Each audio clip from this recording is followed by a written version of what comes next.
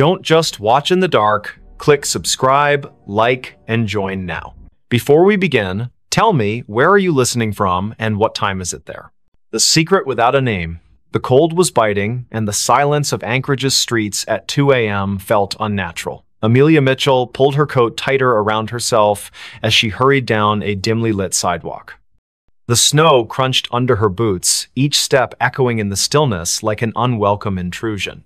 She shouldn't have been out here this late, but something about the call from Sophia Miller had made her stomach churn, a desperate voice pleading for help before the line went dead.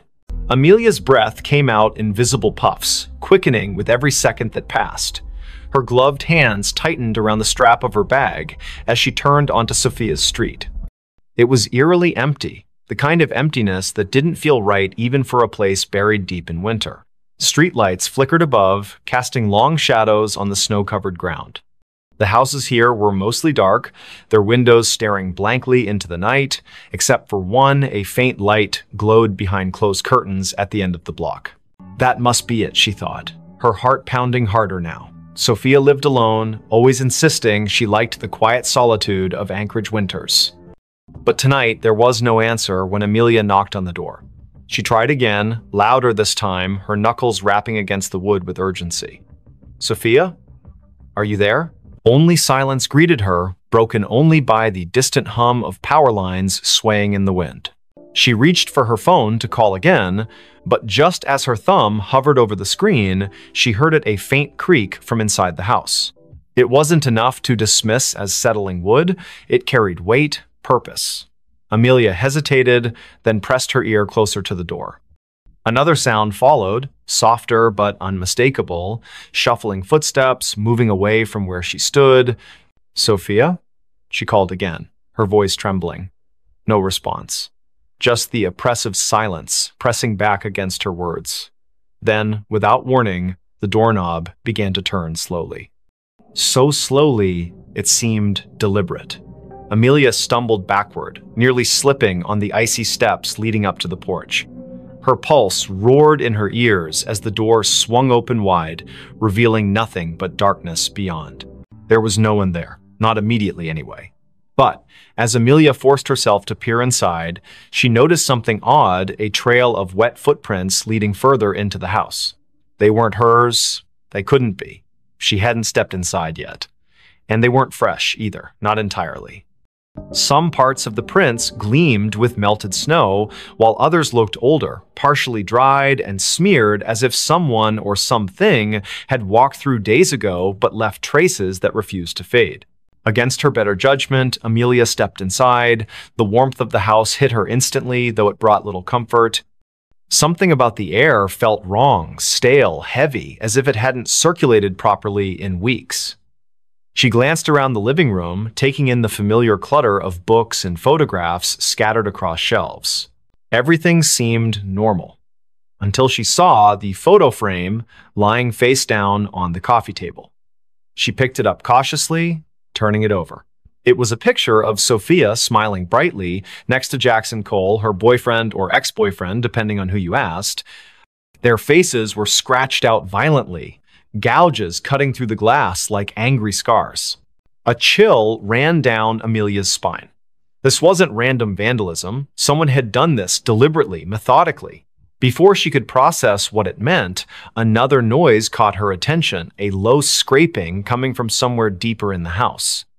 It sounded like nails being dragged along a hard surface, slow and rhythmic, punctuated by pauses that somehow felt more menacing than the sound itself. Amelia swallowed hard, clutching her phone tightly in her hand. She considered calling the police, but what would she say? That she broke into her friend's house because of some creepy noises? They'd think she was crazy. Instead, she moved cautiously toward the hallway, following the sound despite every instinct screaming at her to leave. The hallway was narrow, lined with family portraits that seemed to watch her as she passed. Each frame held a face frozen in time, eyes staring ahead as if waiting for something. At the far end, a door stood slightly ajar, light spilling out from within. The scraping grew louder, closer, and Amelia realized it was coming from behind that door. Her palms were slick with sweat beneath her gloves as she pushed it open just enough to peek inside. What she saw stopped her dead in her tracks. The room was small, cluttered with boxes stacked haphazardly against the walls. In the center sat a chair, and on the chair was Sophia, or at least what remained of her. Her body slumped forward unnaturally, head hanging limp as if her neck couldn't support its weight anymore. Blood pooled beneath the chair, dark and congealed, staining the hardwood floor. But the worst part was her face, or rather, the absence of it.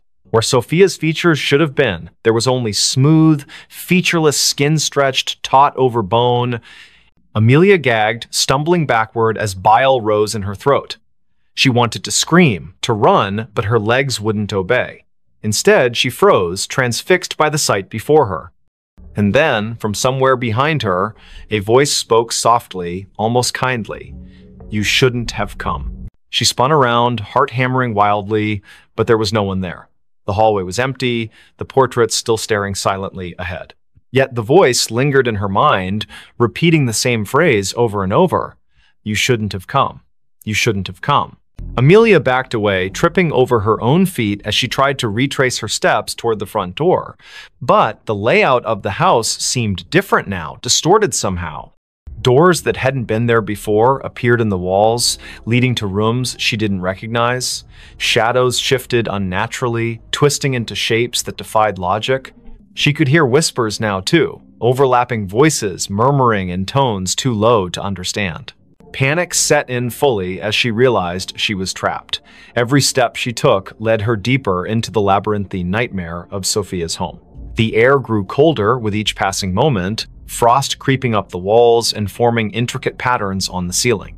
And always, the whispers followed her, growing louder and more insistent.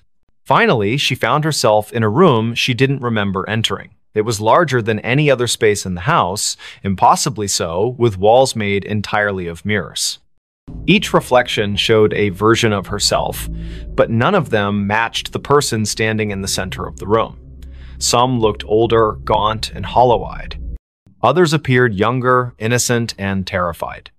One reflection wasn't even human. It was a twisted, monstrous figure with elongated limbs and a mouth full of jagged teeth. Before she could react, the reflections began to move independently, stepping out of the mirrors and surrounding her. Their movements were jerky, unnatural, and they all spoke in unison, their voices blending into a single cacophony. "You know the secret," they hissed. "You've always known." Amelia shook her head frantically, tears streaming down her face. "I don't know anything," she screamed. But the figures only drew closer, their cold breath brushing against her skin. One of them reached out, its fingers brushing her cheek, and suddenly memories flooded her mind, memories that weren't hers. Images of Sophia, of Jackson, of secrets whispered in the dark, of a nameless thing lurking just beyond the edge of perception, waiting patiently for someone foolish enough to stumble upon it. And then everything went black. When Amelia woke, she was outside again, lying in the snow. The house was gone, replaced by an empty lot surrounded by trees. Her phone buzzed in her pocket, and she fumbled to retrieve it, hoping desperately for some explanation. There was a text message from an unknown number containing only 3 words: "Tell no one." She stared at the screen, her hands shaking uncontrollably. Somewhere in the distance, she heard laughter soft, childlike, and utterly devoid of joy. Bell Witch haunted our house. It was a quiet evening in the small town of Adams, Tennessee, where the air carried the faint scent of pine and damp earth. The clock struck 8:45 p.m. as the Johnson family Mark, his wife Emily, and their 2 children, Jake aged 12, and Lily, who was 8, sat together in their living room. The house, an old Victorian-style building with creaky wooden floors and high ceilings, had been in Mark's family for generations. Its walls whispered secrets of the past, but none more chilling than what would soon unfold within its ancient halls. The night began innocently enough. Mark read aloud from a book while Emily knitted by the fireplace, her needles clicking softly against the backdrop of crackling flames. Jake tinkered with his toy train set on the floor, and Lily colored intently in her sketchbook. Outside, the wind rustled through the trees, casting shifting shadows across the windows. It wasn't until the first strange noise occurred, a faint jingling sound, like that of a bell, that the atmosphere shifted dramatically. "What was that?" Lily asked, looking up sharply from her coloring. Her wide eyes darted toward the corner of the room, though nothing appeared out of place. "It's probably just the wind," Mark replied, forcing a reassuring smile despite the unease creeping into his voice. But the jingling continued, growing louder and more persistent. There were no bells in the house, nor any source that could explain the eerie sound. As it echoed through the room, each chime seemed to resonate deep within their bones, sending shivers down their spines. Emily dropped her knitting, rising quickly to investigate. She moved cautiously toward the window, peering outside into the darkness. Beyond the yard stretched a dense forest, its towering trees swaying gently in the breeze. At first glance, nothing seemed amiss. Yet, when she turned back to address the family, her words caught in her throat. Hovering just above the mantel of the fireplace was the unmistakable outline of a spectral figure, a woman cloaked in white, her face obscured by long, flowing hair. "Get away from me," Emily shouted, her voice trembling as panic surged through her body. The apparition vanished instantly, leaving behind only the lingering chill of its presence. But the jingling persisted, now accompanied by other unsettling sounds: footsteps pacing overhead, doors creaking open and shut, and whispers that filled the air like phantom voices. That night, sleep eluded the Johnsons. Huddled together in the master bedroom, they listened helplessly as the haunting grew increasingly aggressive. Objects moved on their own accord, drawers opening and slamming shut seemingly without cause. The bed shook violently beneath them, though no earthquake or storm accounted for the disturbance. And then came the most terrifying sound of a low, guttural growl emanating from the shadows, followed by laughter that sounded both childlike and menacing at the same time. Days passed, each one bringing new horrors.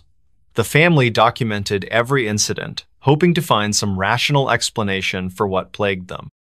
They consulted local historians, learning about the infamous Bell Witch legend, a malevolent spirit said to have tormented the Bell family in the early 19th century before vanishing into folklore. Some claimed the witch still roamed the countryside, seeking vengeance against those who dared disturb her resting place. Others dismissed the stories as mere superstition. Regardless, the parallels between the Bell Witch case and their own experiences were undeniable. Desperate for answers, the Johnsons reached out to paranormal investigators, inviting them into their home to conduct a thorough examination. Cameras and recording equipment captured phenomena beyond human comprehension: cold spots forming inexplicably, voices speaking in languages neither the family nor the investigators understood, and even physical manifestations of the entity itself. One particularly harrowing moment occurred during a seance when the table levitated briefly before crashing to the ground, splintering into pieces. Through it all, the Bell Witcher, whatever force masqueraded as her, seemed fixated on Lily. She became the target of its wrath, experiencing nightmares so vivid they left her screaming awake in terror. During one such episode, Lily described seeing a pair of glowing red eyes staring at her from the darkness, accompanied by the sensation of icy fingers brushing against her skin. When she awoke, her blanket bore scratch marks identical to those of clawed hands. As weeks turned into months, the family's lives unraveled further. Mark lost his job due to frequent absences caused by the disturbances, and Emily withdrew into herself, consumed by grief and exhaustion. Jake began acting out, lashing out at his parents and sister in frustration. Only Lily remained eerily calm, often speaking of the lady as if she were an old friend rather than a terrifying specter. This unnerved the others even more, raising questions about whether Lily possessed some form of connection to the entity. Eventually, the strain became unbearable. With nowhere else to turn, the Johnsons sought refuge in a nearby motel, abandoning their ancestral home to the mercy of the Bell Witch. For a time, peace returned to their lives. They relocated to another state, starting anew under assumed names, determined to leave the nightmare behind. Yet, every now and then, during quiet nights when the world seemed most still, Mark found himself glancing nervously over his shoulder, searching for signs of movement among the shadows. Years later, the Johnsons rarely spoke of their ordeal. Though grateful for their escape, they couldn't shake the feeling that the Bell Witch hadn't truly let go. Somewhere, deep within the woods surrounding Adams, Tennessee, her vengeful spirit lingered watching, waiting, ready to claim her next victim. The whisper that never opened. It was 3 in the morning when Lucas Bennett first heard the sound. A faint whisper carried by the icy wind that swept through the narrow streets of Los Angeles. The city was unusually quiet for a place that never slept, its usual hum of life replaced by an unsettling stillness. Frost clung to the palm trees lining the sidewalks, their leaves glistening under the dim streetlights. Lucas had been walking home from his late shift at the diner when he noticed it, the whispering that seemed to follow him wherever he went. He pulled his jacket tighter around himself, trying to shake off the chill that wasn't entirely from the cold. The whisper grew louder as he passed an alleyway between 2 old brick buildings. It sounded like words, but nothing coherent, just fragments of syllables that danced at the edge of understanding. His pace quickened, boots crunching against the frost-covered pavement. He told himself it was just the wind playing tricks on him. But deep down, he knew better. Olivia Turner lived in apartment 3B of the building where Lucas rented his studio. She had moved in 6 months ago, and they had exchanged polite greetings in the hallway occasionally. But tonight, when Lucas finally reached his floor, he found her standing outside her door, her face pale and drawn. Her hands trembled as she fumbled with her keys, dropping them twice before managing to unlock the door. Something about her demeanor made Lucas pause. "Everything okay?" he asked, his voice softer than intended. Olivia glanced at him, her eyes wide with something he couldn't quite place. Fear? Exhaustion? Both? She hesitated before answering, I keep hearing things." Her voice cracked slightly. Voices. Whispers. I thought maybe it was just my imagination. She trailed off, looking past him into the dark hallway. Lucas felt a chill run down his spine. He had heard those whispers too. Without thinking, he said, "Me too. Tonight. Outside." Olivia's expression shifted from fear to something closer to relief, though her hands still shook. "Come in," she said quietly, stepping aside. The warmth of her apartment enveloped him immediately, but it did little to ease the tension coiling in his chest. Inside, the room was small but cozy, decorated with mismatched furniture and soft lighting. A half-empty mug of tea sat cooling on the coffee table beside an open book. Olivia gestured for him to sit while she poured herself another cup. "Do you want some?" she asked, holding up the teapot. Lucas nodded, though he doubted anything could settle the unease growing inside him. As she busied herself in the kitchenette, he noticed the curtains were drawn tightly shut, despite the fact that no one would be able to see inside at this hour. The windows themselves seemed almost deliberately avoided. So Olivia began after handing him a steaming mug. "You heard them too, the whispers." It wasn't a question. Lucas took a sip of the tea. It tasted bitter, but he didn't complain. "Yeah, out there. They followed me all the way back here." He set the mug down carefully. "What about you? When did you start hearing them?"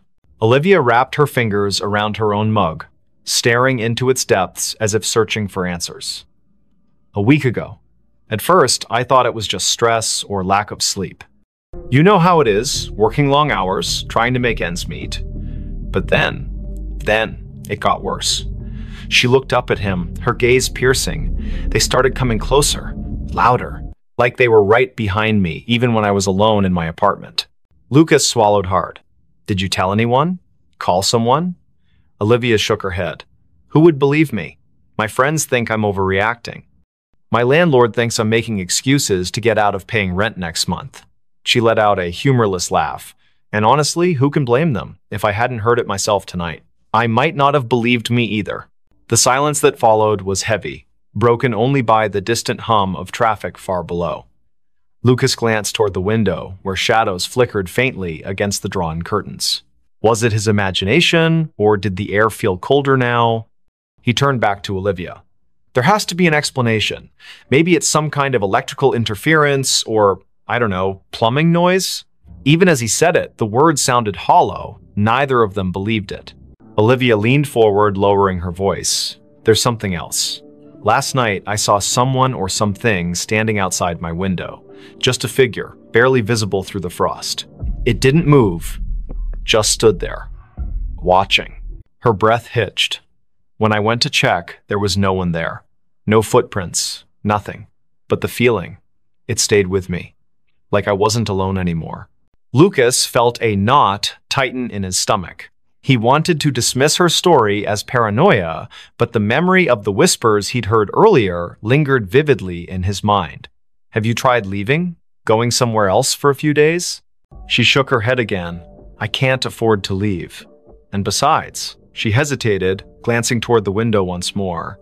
It feels like it's following me. Wherever I go, whatever I do, it's always there, waiting. The weight of her words settled over them like a suffocating blanket. Lucas finished his tea, setting the empty mug aside. We should figure this out together. He said finally, whatever it is, if it's real, we'll find a way to stop it. Olivia gave him a small, grateful smile, but her eyes remained haunted. Over the next hour, they talked about everything they could remember. The timing of the whispers, any patterns or triggers, whether they had noticed anything unusual in their daily routines. The conversation helped distract them temporarily, but neither could shake the sense that they were being watched. Every creak of the building, every gust of wind outside, sent jolts of adrenaline coursing through their veins. Eventually, Lucas realized he needed to get back to his own apartment. Reluctantly, he stood, thanking Olivia for the tea. She walked him to the door, her hand lingering on the doorknob. Be careful, she whispered, and if you hear anything again, don't go looking for it. He nodded, forcing a reassuring smile he didn't feel. You too. Lock your door tight. With that, he stepped out into the hallway, closing the door softly behind him. For a moment, he stood there, listening. The whispers weren't audible now, but the oppressive silence felt just as menacing. Back in his studio, Lucas locked his door and double-checked the windows. He debated calling someone, anyone, but who would he call? Who would understand, without dismissing him outright? Instead, he lay down on his bed, staring at the ceiling as exhaustion slowly crept over him. Sleep came fitfully, plagued by dreams of shadowy figures and unintelligible voices echoing endlessly in his ears. The next morning brought little relief. Though the sun eventually rose, casting weak light over the frost-laden city, the oppressive atmosphere remained. Lucas called in sick to work, unable to face the idea of leaving his apartment. Around noon, there was a knock at his door. It was Olivia, carrying a bag of groceries and wearing a nervous smile. I figured we could use some supplies, she said, stepping inside, and maybe staying together will help. Lucas didn't argue. Together, they spent the day researching local legends, urban myths, anything that might explain what was happening. They scoured forums, read articles, even dug into old newspaper archives online. Most of it was nonsense ghost stories and conspiracy theories, but one thread caught their attention. A user named Silent Watcher had posted about a series of disappearances in Los Angeles during the winter months over the past decade. The cases were unsolved, dismissed as runaways or accidents, but certain details stood out. Witnesses reported hearing strange noises before the victims vanished. Some claimed to have seen shadowy figures lurking near windows or alleys. The posts were vague, but the similarities were impossible to ignore. As evening fell, the temperature dropped sharply. The heater struggled to keep up, and both Lucas and Olivia found themselves bundled in blankets, huddled together on the couch. The whispers returned, louder this time, seeping through the walls like water. They exchanged panicked looks, hearts pounding in unison. Whatever it was getting closer. Desperation drove them to action. Armed with flashlights and makeshift weapons, a baseball bat for Lucas, a kitchen knife for Olivia, they ventured into the hallway. The whispers surrounded them now, forming a cacophony of disjointed sounds that clawed at their sanity. Each step felt heavier than the last, as if the air itself resisted their movement. At the end of the hallway, the emergency exit stood ajar, frost creeping inward. Beyond it lay the fire escape, descending into darkness. Lucas hesitated, gripping the bat tightly. "Do we really want to know what's out there?" he whispered. Olivia didn't answer, her eyes fixed on the gap. Slowly, they stepped through, bracing themselves for whatever awaited them. The metal stairs groaned under their weight, each step echoing ominously in the frigid night. Below, the alley was shrouded in shadow, the streetlights casting long, distorted reflections on the icy ground. Movement caught the corner of Lucas's eye, a flicker, gone before he could focus. Then another, and another. Shapes darted between the buildings, fleeting glimpses of something humanoid, yet wrong. "Run," Olivia hissed, clutching his arm. They bolted down the remaining steps, slipping on patches of ice as they fled. Behind them, the whispers erupted into a deafening roar, filling the air with chaotic sound. Shadows converged, twisting and writhing like living smoke. Panic surged through Lucas's veins as he realized they were being hunted. They rounded a corner, breaths ragged, legs burning. Ahead, a familiar figure emerged from the darkness. It was Benjamin Hayes, a neighbor whose face they recognized, but whose name they rarely spoke. His expression was blank, his movements mechanical. He raised a hand, pointing toward an abandoned warehouse across the street. "In there," he said, his voice devoid of emotion. "You'll find answers." Without hesitation, they obeyed, bursting through the rusted doors of the warehouse. Inside, the air was thick with decay and dampness. Faint traces of graffiti adorned the crumbling walls, remnants of a forgotten era. In the center of the vast space stood a wooden crate, its surface etched with symbols neither of them recognized. Above it hovered a swirling mass of darkness, pulsating rhythmically like a heartbeat. Olivia approached cautiously, her knife trembling in her grip. "What is this?" she murmured, reaching out. Lucas grabbed her wrist, pulling her back. "Don't touch it," he snapped. But it was too late. The moment her fingers brushed the crate, the world around them dissolved into chaos. Images flooded their minds, faces screaming silently, hands clawing at unseen barriers, voices pleading for release. The whispers coalesced into a single, thunderous command. Open me now." Lucas staggered backward, clutching his head as the vision overwhelmed him. Olivia collapsed to her knees, tears streaming down her face. "I can't," she choked out. "I can't stop it." The darkness expanded, consuming the warehouse, swallowing everything in its path. Somewhere in the distance, Benjamin's voice echoed faintly. "You shouldn't have come here." And then, silence. When Lucas opened his eyes, he was alone. The warehouse was gone, replaced by an endless void. Whispers surrounded him, louder than ever, pressing against his skull until he thought it might burst. He screamed, but no sound escaped. The last thing he saw before the darkness claimed him completely was the crate, floating impossibly in the emptiness, its lid inching open. Somewhere in Los Angeles, the sun rose again, frost melted from the trees, and life resumed its usual pace. But in apartment 3B, the curtains remained drawn and the whispers continued, waiting for their next listener. La Llorona drowned my sister. It was a humid summer evening in the small town of Rio Vista, where the air hung heavy with the scent of rain-soaked earth and blooming jasmine. The clock read 9:30 p.m. as Emily Carter sat on her porch, fanning herself against the sticky warmth that refused to dissipate even after sunset. Her younger sister, Lily, played nearby with a group of neighborhood children, their laughter echoing through the quiet streets lined with towering oak trees. Unbeknownst to them, the tranquility of this moment would soon shatter into chaos. The Carters lived in a modest house near the banks of the Rio Vista River, a winding waterway that had been both a source of life and legend for generations. Tales of La Llorona, the weeping woman said to haunt riversides searching for her lost children, were whispered among locals, though most dismissed them as mere folklore. Emily, however, had always felt an inexplicable unease whenever she heard those stories. That night, her instincts screamed louder than ever before. As the sun dipped below the horizon, casting long shadows across the yard, Emily noticed something odd about the river. Its usually calm surface rippled unnaturally, as if stirred by an invisible hand. A faint mist began to rise, curling lazily toward the shore like tendrils of smoke. She dismissed it at first, chalking it up to the humidity, but then came the sound a low, mournful wail carried on the breeze, haunting and otherworldly. It sent shivers down her spine, and she instinctively called out to Lily, urging her to come inside. "Lily, time to head home," Emily shouted, her voice cutting through the twilight. The children paused their game momentarily, glancing toward the house.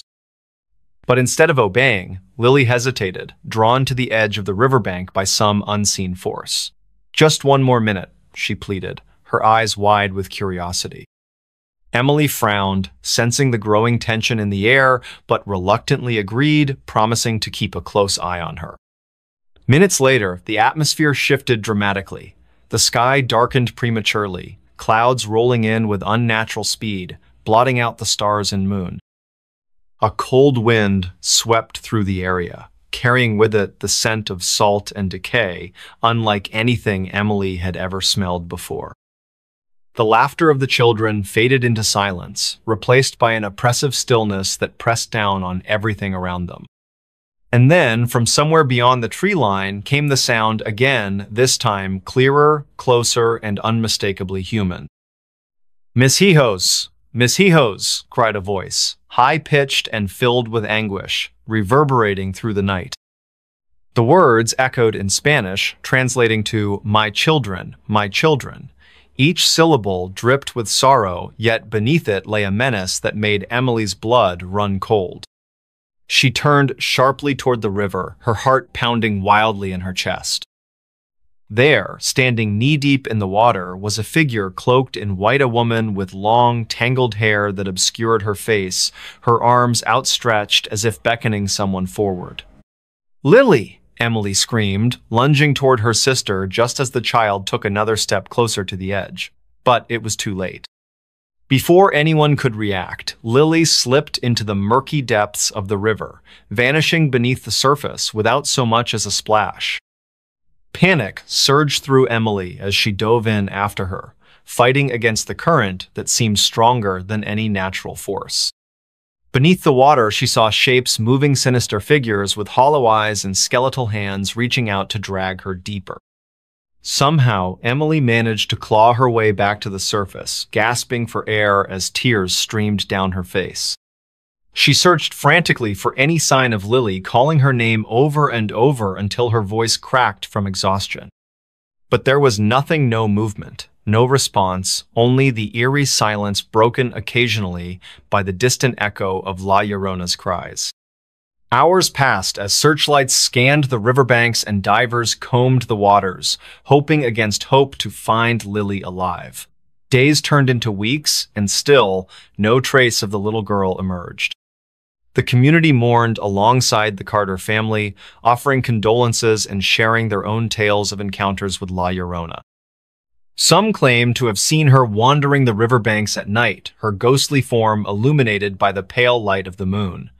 Others spoke of hearing her cries during storms, warning people to stay away from the water. For Emily, the guilt became unbearable. Every night, she dreamed of that moment, the icy grip of the river pulling her under, the skeletal hands grabbing at her ankles, and the hollow eyes staring back at her from the darkness. She began hearing things, too soft whispers in the dead of night, footsteps outside her bedroom window, and sometimes faint giggles coming from the direction of the river. Each sound drove her further into despair, convincing her that La Llorona wasn't done tormenting her family. Months later, when winter settled over Rio Vista, bringing with it biting winds and frost-covered branches, Emily decided she couldn't live with the uncertainty anymore. Armed with a flashlight and a determination born of desperation, she ventured to the riverbank late one night, determined to confront whatever entity had taken her sister. As she stood there, trembling in the cold, she finally saw her clearly, the woman in white, her hair flowing like ink across her shoulders, her face twisted into a grotesque mask of grief and rage. "Why did you take her?" Emily demanded, her voice shaking but resolute. The figure tilted its head slightly, studying her with eyes that burned like embers. Then, without warning, it lunged forward, its translucent fingers brushing against Emily's cheek before retreating into the mist. In that instant, Emily understood the spirit hadn't acted out of malice. It had mistaken Lily for one of its own lost children, drawn by the innocence and vulnerability all children share. Though the revelation brought some measure of closure, it did little to ease the pain of losing her sister. Emily continued to visit the riverbank, leaving offerings of flowers and candles in hopes of appeasing the restless soul that haunted its waters. Over time, the sightings of La Llorona diminished, as if the spirit had found peace or perhaps simply moved on to another place where unsuspecting victims wandered too close to the edge. Even now, years later, Emily carries the memory of that night with her wherever she goes. Every now and then, during quiet nights when the world seems most still, she hears the faintest whisper of a child's laugh or feels the chill of unseen breath against her neck. And though she tells herself repeatedly that it's over, deep down, she can't help but wonder if La Llorona is still out there watching, waiting, searching for her next child to claim. Don't just watch in the dark. Click subscribe, like, and join now. Before we begin, tell me, where are you listening from and what time is it there? The customer who never left the store. The cicadas were louder than usual that summer night in Charleston, their rhythmic buzzing weaving through the thick humidity that clung to every surface. Lucas Allen stood behind the counter of his small convenience store on King Street, absently wiping down the already spotless glass display case. The neon open sign flickered slightly in the window, casting an uneven glow across the rows of snacks and beverages lining the aisles. It was nearly midnight, and the usual Friday crowd had already come and gone, leaving only the persistent hum of the refrigerators and the distant sound of traffic from the historic district. Lucas checked his phone for what felt like the 100th time that evening. No new messages, just another quiet night in a city that never truly slept. He sighed and glanced at the security camera monitors mounted above the cigarette rack. Each screen showed a different angle of the store's interior, all empty except for his own reflection in the convex lenses. Something about tonight felt different though, like the air itself was heavier than normal. His eyes lingered on the darkest corners of the footage before moving back to the register. The bell above the door jingled softly, making Lucas look up with automatic politeness.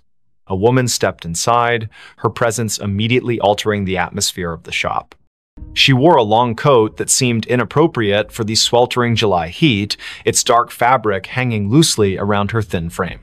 Her face was partially obscured by stringy blonde hair that caught the fluorescent light in strange ways, as if it didn't quite belong there. Lucas noticed how her shoes made no sound against the tiled floor. "Can I help you find something?" he asked, his voice carrying just a touch of professional warmth. The woman didn't respond right away. Instead, she moved slowly toward the back of the store, her head tilted at an unnatural angle as she examined the shelves. Lucas watched her reflection in the glass refrigerator doors. Something about her movements seemed off, almost mechanical. Charlotte Robinson pushed her cart down aisle 3, debating between chips and pretzels. She paused when she realized the woman in the dark coat hadn't moved from where she'd been standing for the past 10 minutes. The stranger was now facing the wall, one hand resting on the metal shelving unit. Charlotte cleared her throat softly as she passed, but the woman didn't acknowledge her presence. There was something unsettling about the way her fingers curled around the edge of the shelf, knuckles white against the dull metal. Lucas finished counting the drawer for the 3rd time, the numbers blurring together in his mind. The woman still hadn't approached the register. He could see her in his peripheral vision, standing in the same spot near the snack aisle. Occasionally, he'd hear the soft rustle of her coat, though he couldn't be sure if she was actually moving anything from the shelves. The store's lights seemed dimmer than usual, casting long shadows across the floor. When he looked directly at her, she appeared perfectly normal, just another customer browsing late at night. But whenever his attention shifted elsewhere, he could feel her watching him. Amelia Mitchell entered the store 20 minutes later, her nurse's scrubs still damp from walking through the humid night air. She needed headache medicine after her double shift at Roper Street Francis Hospital. The first thing she noticed was the temperature. It felt several degrees colder inside than it should have been. Then she saw the woman in the dark coat standing near the beverage coolers. Something about her posture seemed wrong, like she was leaning into the glass without actually touching it. Amelia grabbed her medicine quickly, avoiding eye contact as she approached the register. The transaction took longer than necessary. Lucas kept glancing at the security monitors, noting how the woman's position never changed despite the passage of time. On the cameras, she appeared as a dark smudge against the bright colors of the snack aisle, her features indistinct even in high definition. When he finally looked up from the register, Amelia was already gone, leaving behind only the faint scent of hospital-grade soap. The cicadas outside seemed louder now, their song almost frantic against the glass windows. Charlotte decided she needed to leave. The woman had started humming softly, a tune that sent shivers down her spine, though she couldn't place why. As she approached the register, she noticed something peculiar. The floor tiles beneath the woman's feet looked newer than the rest, as if they'd been recently replaced. The grout lines were cleaner, the pattern slightly misaligned with the surrounding area. Lucas rang up her purchase without speaking, his hands trembling slightly as he handled the cash. Neither of them acknowledged the figure still standing silently among the snacks. The clock ticked past midnight. Lucas began his closing routine, straightening displays and checking expiration dates. The woman remained in her spot, seemingly unaware of the store's operating hours. When he finally mustered the courage to approach her, she turned toward him with a smile that didn't reach her eyes. "I'll be leaving soon," she said, her voice carrying an odd echo despite the carpeted floor. Lucas nodded and returned to the register, though his heart pounded in his chest. Something about her statement felt more like a warning than an assurance. Amelia couldn't shake the feeling that she'd seen the woman before. During her walk home, fragments of memory surfaced. A patient years ago who had died in room 312, her body found cold and alone after the night staff failed to check on her. The details matched too perfectly. The dark coat, the stringy blonde hair, the way she stood so still, it was easy to forget she was there. Amelia quickened her pace, the streetlights casting long shadows that seemed to stretch toward her from every direction. Back at the store, Lucas prepared to lock up. The woman was still there, now examining the lottery tickets with unnatural focus. Her reflection in the glass case showed details that shouldn't have been possible, her eyes too large, her mouth moving, though no sound emerged. When Lucas announced the store was closing, she simply nodded and walked toward the back exit. The security cameras captured her movements perfectly until she reached the threshold, then suddenly she vanished from all screens simultaneously. Charlotte lay awake in her apartment on Queen Street, unable to stop thinking about the encounter. The humming had lodged itself in her mind, repeating endlessly like a broken record.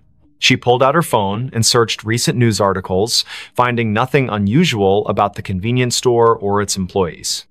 Yet when she scrolled through the business's social media page, she noticed something strange. In every photo taken inside the shop, the same dark figure appeared in the background, always partially obscured, but unmistakably present. Lucas locked the front door and set the alarm, his hands shaking as he worked.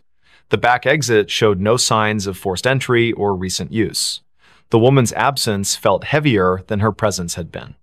As he walked to his car, he couldn't shake the sensation of being watched. The parking lot lights buzzed faintly overhead, attracting clouds of insects that cast dancing shadows across the asphalt. When he glanced back at the store windows, he saw her standing exactly where he'd left her, staring out with an expression he couldn't read. Amelia called in sick the next day, unable to face the memories flooding back with each passing hour. She researched the store's history, discovering it had been built on the site of an old boarding house that burned down decades ago. Records mentioned a woman who had disappeared during the fire, her body never found among the charred remains. The description matched the figure from the store perfectly, right down to the humming that witnesses claimed they could still hear on quiet nights. The following evening, Lucas arrived for his shift to find everything exactly as he'd left it. The security footage showed 14 hours of empty aisles and silent registers. Yet, when he reviewed the previous night's recording, there she was again, appearing in the snack aisle as if she'd never left, moving with purpose toward the back of the store. The timestamp confirmed she'd been there the entire time, invisible to everyone except through the unblinking eyes of the cameras. Charlotte couldn't stay away. Something compelled her to return to the store to confront the mystery that had taken root in her thoughts. When she entered that night, the air felt colder than before, and the humming was louder, vibrating through her bones like a tuning fork. The woman stood in the same spot, surrounded by products that seemed to decay faster than they should. Their expiration dates read months in the future, yet their packaging was faded and brittle, as if time itself bent around her presence. Lucas began documenting everything.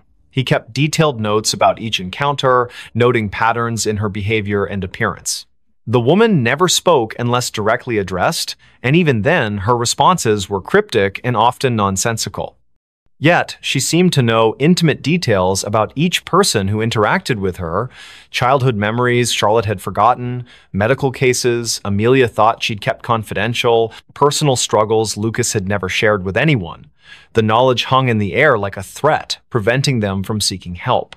The city continued its usual rhythm around them, oblivious to the supernatural phenomenon unfolding on King Street. Tourists snapped photos of the historic district, capturing streaks of darkness in their pictures that they dismissed as lens flares. Locals complained about power fluctuations in the area, their clocks running minutes fast or slow without explanation. The cicadas grew louder with each passing night, their song taking on an almost musical quality that matched the woman's haunting melody. Amelia discovered other victims during her research, people who had encountered similar figures in different locations throughout Charleston's history. Each story followed the same pattern. A mysterious woman appearing in places of commerce, lingering beyond reason, collecting pieces of people's lives until they became trapped in her orbit. Some claimed she was searching for something specific, others believed she fed on human connection. All agreed that once she marked you, there was no escaping her influence. Lucas found himself changing. His reflection in the store windows seemed less substantial, his features fading slightly each day. Customers commented on how tired he looked, though he slept better than he had in years. The security cameras captured moments when he wasn't entirely present, his form flickering like static between frames. The woman watched these transformations with apparent satisfaction, her humming growing more complex, as if composing a symphony only she could hear. Charlotte's friends noticed her withdrawal from social activities. She spent hours sitting in her apartment, staring at the convenience store's security feed she'd hacked into. The woman's movements created patterns that resembled ancient symbols when traced over time. Mathematical equations formed in the spaces between appearances, suggesting a logic behind the madness. Yet each revelation came at a cost, fragments of Charlotte's personality chipped away, replaced by an understanding she couldn't articulate. The temperature in the store dropped steadily, creating condensation on the windows that spelled out words when viewed from certain angles. "Help me" appeared repeatedly, though none of them could determine if it was a plea or a command. The refrigeration units malfunctioned constantly, their contents freezing solid regardless of settings. Products aged rapidly on the shelves, some turning to dust within hours of stocking. Time itself seemed to warp around the woman, bending reality to accommodate her presence. Amelia's dreams became vivid and disturbing. She found herself wandering through endless aisles of forgotten stores, each one containing the same dark figure waiting patiently. The humming followed her into consciousness, becoming a constant companion that drowned out other sounds. Her colleagues at the hospital remarked on her improved intuition regarding patient care, though they couldn't explain how she knew things she shouldn't. The line between her world and the woman's realm blurred until she couldn't tell which side she belonged to. Lucas attempted to break the cycle by staying away from the store. For 3 days, he avoided King Street entirely, hoping distance would sever the connection. Instead, the woman's influence grew stronger. She appeared in his apartment mirror, reflected in puddles during rainstorms, visible in the steam rising from his morning coffee. The humming never ceased, matching his heartbeat until he couldn't distinguish between internal and external sounds. His attempts to warn others fell on deaf ears, their faces blank as if seeing through him. Charlotte documented everything obsessively, filling notebooks with observations and calculations. The patterns revealed themselves gradually, forming a complex web of connections between victims across generations. Each person had experienced loss or isolation significant enough to create a void the woman could fill. They had sought comfort in material possessions, believing wealth or convenience could replace human connection. The realization hit her like a physical blow. They were all customers who had never truly left the store, trapped by their own desires. The final confrontation occurred on the hottest night of the summer. The cicadas screamed in harmony with the humming, their combined song shaking the glass in the store's windows. Lucas, Charlotte, and Amelia found themselves drawn back to the convenience store despite their efforts to resist. The woman waited for them in aisle 3, her dark coat billowing as if caught in a wind that didn't exist. Her smile revealed too many teeth, each one gleaming like polished stone. "You've learned," she said, her voice resonating through the empty store. But learning isn't enough. The floor tiles beneath them shifted, revealing the foundation of the old boarding house. Charred wood and ash filled the space where modern construction should have been. The security cameras captured everything perfectly, broadcasting their final moments to empty monitors throughout the building. One by one, they stepped forward, unable to resist the pull any longer. The store remained open for business the next day. New employees arrived, unaware of the previous staff. Customers browsed the aisles, selecting items they didn't need but couldn't refuse. In the security footage, dark figures moved among the shelves, their forms becoming clearer with each passing night. The humming continued, growing louder with each new victim drawn into its melody. And in aisle 3, the woman waited patiently, collecting souls who had forgotten what it meant to truly leave. Wendigo's screams echo in the woods. It was late in the evening, around 9:15 p.m., when the first scream echoed through the dense pine forest surrounding Lake Hollow, a small community nestled deep within the northern woods of Wisconsin. The air was cold and still, with a biting frost that clung to every breath exhaled. Inside their cozy cabin on the edge of the lake, the Anderson family, Mark, his wife Emily, and their 2 children, 10-year-old Jake and 7-year-old Lily, were settling down for the night after a long day of hiking and fishing. The fire crackled softly in the hearth, casting flickering shadows across the walls, while the soft hum of crickets filled the silence outside. Jake sat cross-legged on the floor, engrossed in a book about Native American folklore, his eyes wide with fascination as he read aloud to his younger sister. "Did you know," he began, his voice tinged with excitement, "that some tribes believe in a creature called the Wendigo? It's supposed to be this monstrous being that lives in the woods and feeds on people who wander too far from home." Lily giggled nervously, pulling her blanket tighter around her shoulders. "That's silly," she said, trying to mask her unease. "There's no such thing as monsters." Mark and Emily exchanged glances, amused by their children's banter, but little did they know how wrong Lily would soon prove to be. As the family prepared for bed, the atmosphere shifted subtly. A sudden gust of wind rattled the windows, sending a chill through the room that seemed to linger longer than it should have. Emily paused mid-step, her hand resting on the doorknob leading to the porch. "Did you hear that?" she asked, turning toward Mark. He frowned, straining his ears to listen. At first, there was nothing but the usual sounds of the forest at night, the rustling leaves, the distant hoot of an owl. But then, faintly, almost imperceptibly, came a sound that made the hair on the back of their necks stand up, a low, guttural growl, followed by what could only be described as a blood-curdling scream.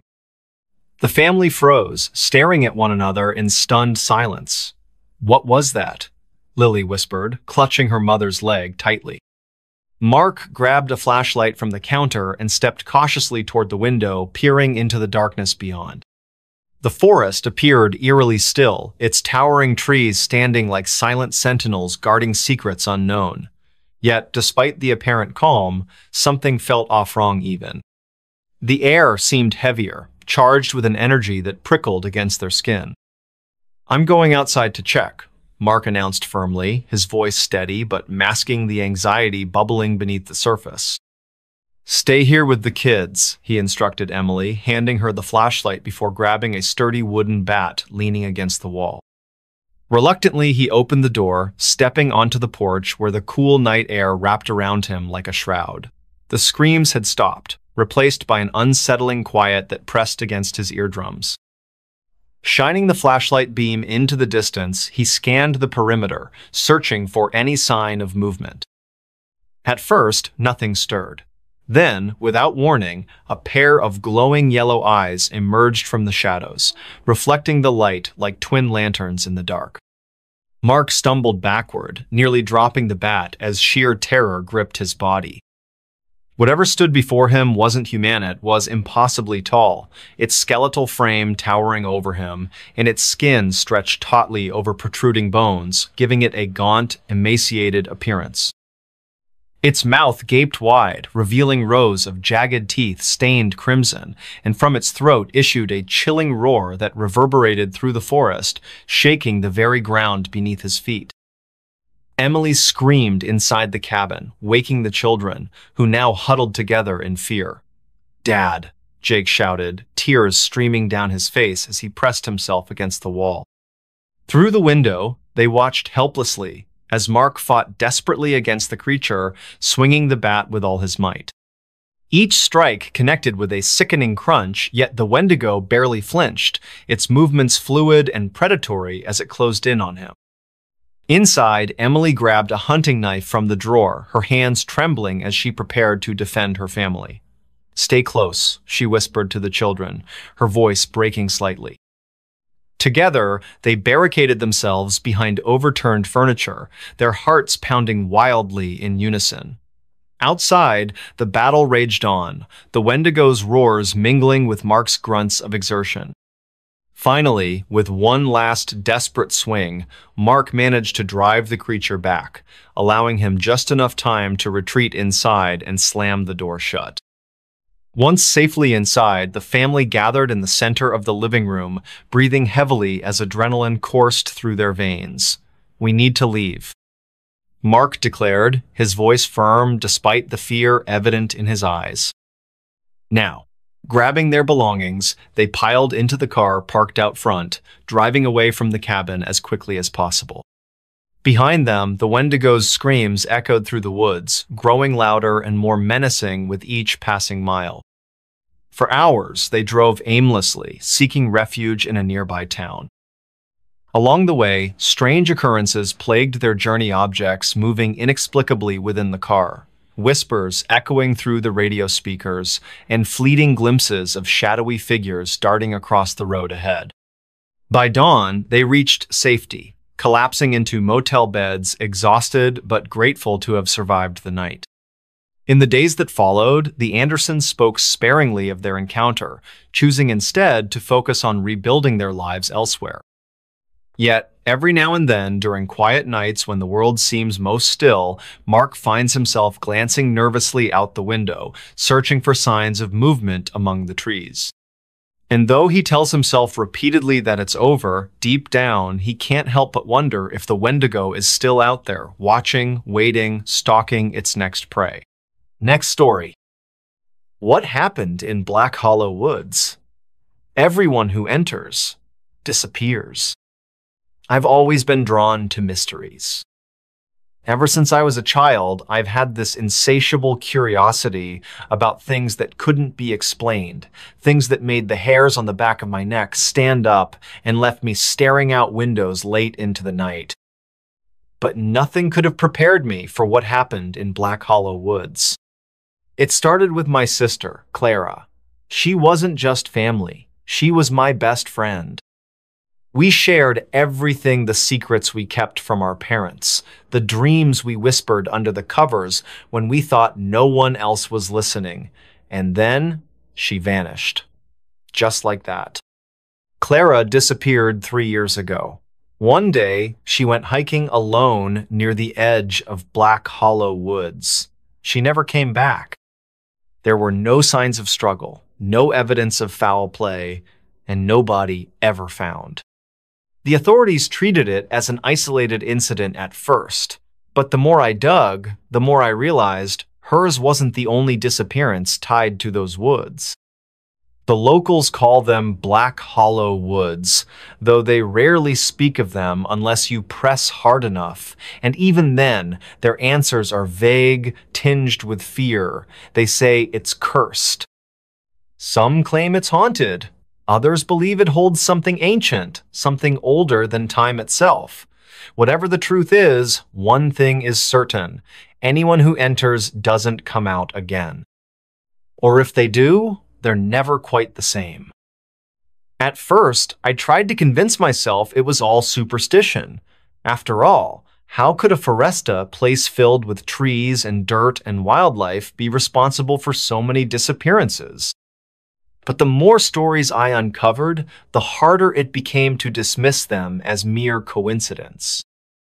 People talked about hearing voices in the woods, seeing lights flicker through the trees at night, or feeling an overwhelming sense of dread that made them turn back before they ventured too far inside. One man told me he saw his missing brother standing among the trees, calling his name. Another woman swore she heard children laughing, not the happy kind, but something twisted, almost malicious. When I asked where these sightings took place, every single person pointed toward the same spot, the heart of Black Hollow Woods. And yet, despite all the warnings, I knew I had to go there. Not because I wanted to solve some grand mystery or become famous for uncovering the truth. No, I needed answers for myself, for Clara, for everyone whose lives had been torn apart by those woods. If it meant risking my own life, so be it. But little did I know, stepping into Black Hollow Woods would change everything. Preparation became my obsession. For months, I studied maps, read accounts online, and scoured forums dedicated to unsolved mysteries. I stocked up on supplies: a flashlight, extra batteries, matches, water purification tablets, and a portable GPS device. My phone wouldn't work once I entered the woods. I'd already learned that much, but I figured the GPS might help keep me oriented. Still, deep down, I felt uneasy. It wasn't just the stories anymore. It was the way people reacted when I mentioned the woods. Their faces would pale, their voices drop to barely audible whispers. "You shouldn't go there," they'd say. "Something's wrong with those woods." On the morning I set out, the air was heavy with anticipation or maybe dread. I parked my car at the edge of the forest, where the asphalt road abruptly ended and the dirt trail began. A rusted sign stood crookedly beside the path, its paint chipped and faded. In bold letters, it read, "Warning, Black Hollow Woods, unsafe for travel." Below that, someone had spray painted a single word in red: "Turn back." I hesitated for a moment, staring at the sign. Was this really such a good idea? Could I trust myself to make it out alive?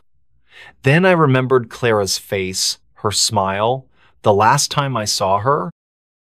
That memory steeled my resolve. Taking a deep breath, I stepped onto the trail. At first, everything seemed normal. The sun filtered weakly through the canopy above, casting dappled shadows across the ground. Birds chirped in the distance, and the occasional breeze stirred the leaves. But as I pressed deeper into the woods, the atmosphere began to shift. The sounds of nature grew quieter until they stopped altogether. No birdsong, no rustling leaves, not even the faintest whisper of wind. Just silence.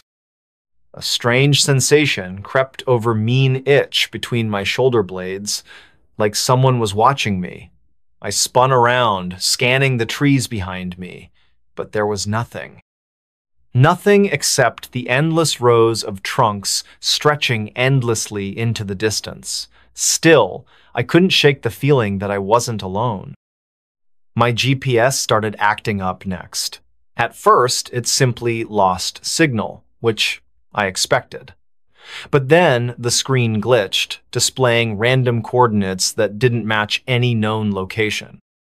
Lines appeared where they shouldn't, forming patterns that looked almost deliberate, like symbols or sigils. Frustrated, I turned it off and shoved it into my bag. Time began to warp. I couldn't tell whether hours or minutes had passed. The sun seemed stuck in the sky, refusing to move. Shadows lengthened and shortened unpredictably, casting shapes that didn't belong. Once, I thought I caught sight of movementa figure darting between the trees, but whenever I approached, it vanished without a trace. Then came the whispers. They started softly, almost imperceptibly, carried on a non-existent breeze. At first, I thought it was my imagination playing tricks on me. But as I listened closer, I realized the voices weren't random, they were speaking names. Familiar names. Names of people who had gone missing in Black Hollow Woods. Clara, one voice murmured, low and mournful. My heart froze. I spun around, searching for the source, but there was no one there, just the trees, standing silent and unyielding. The further I went, the stranger the forest became. Trees bent at impossible angles, their branches twisting into grotesque shapes. Vines snaked across the ground, writhing like living creatures. Even the air felt different, thicker, heavier, pressing against my chest with each breath. And still, the whispers followed me, growing louder, more insistent. You shouldn't be here. Turn back while you can.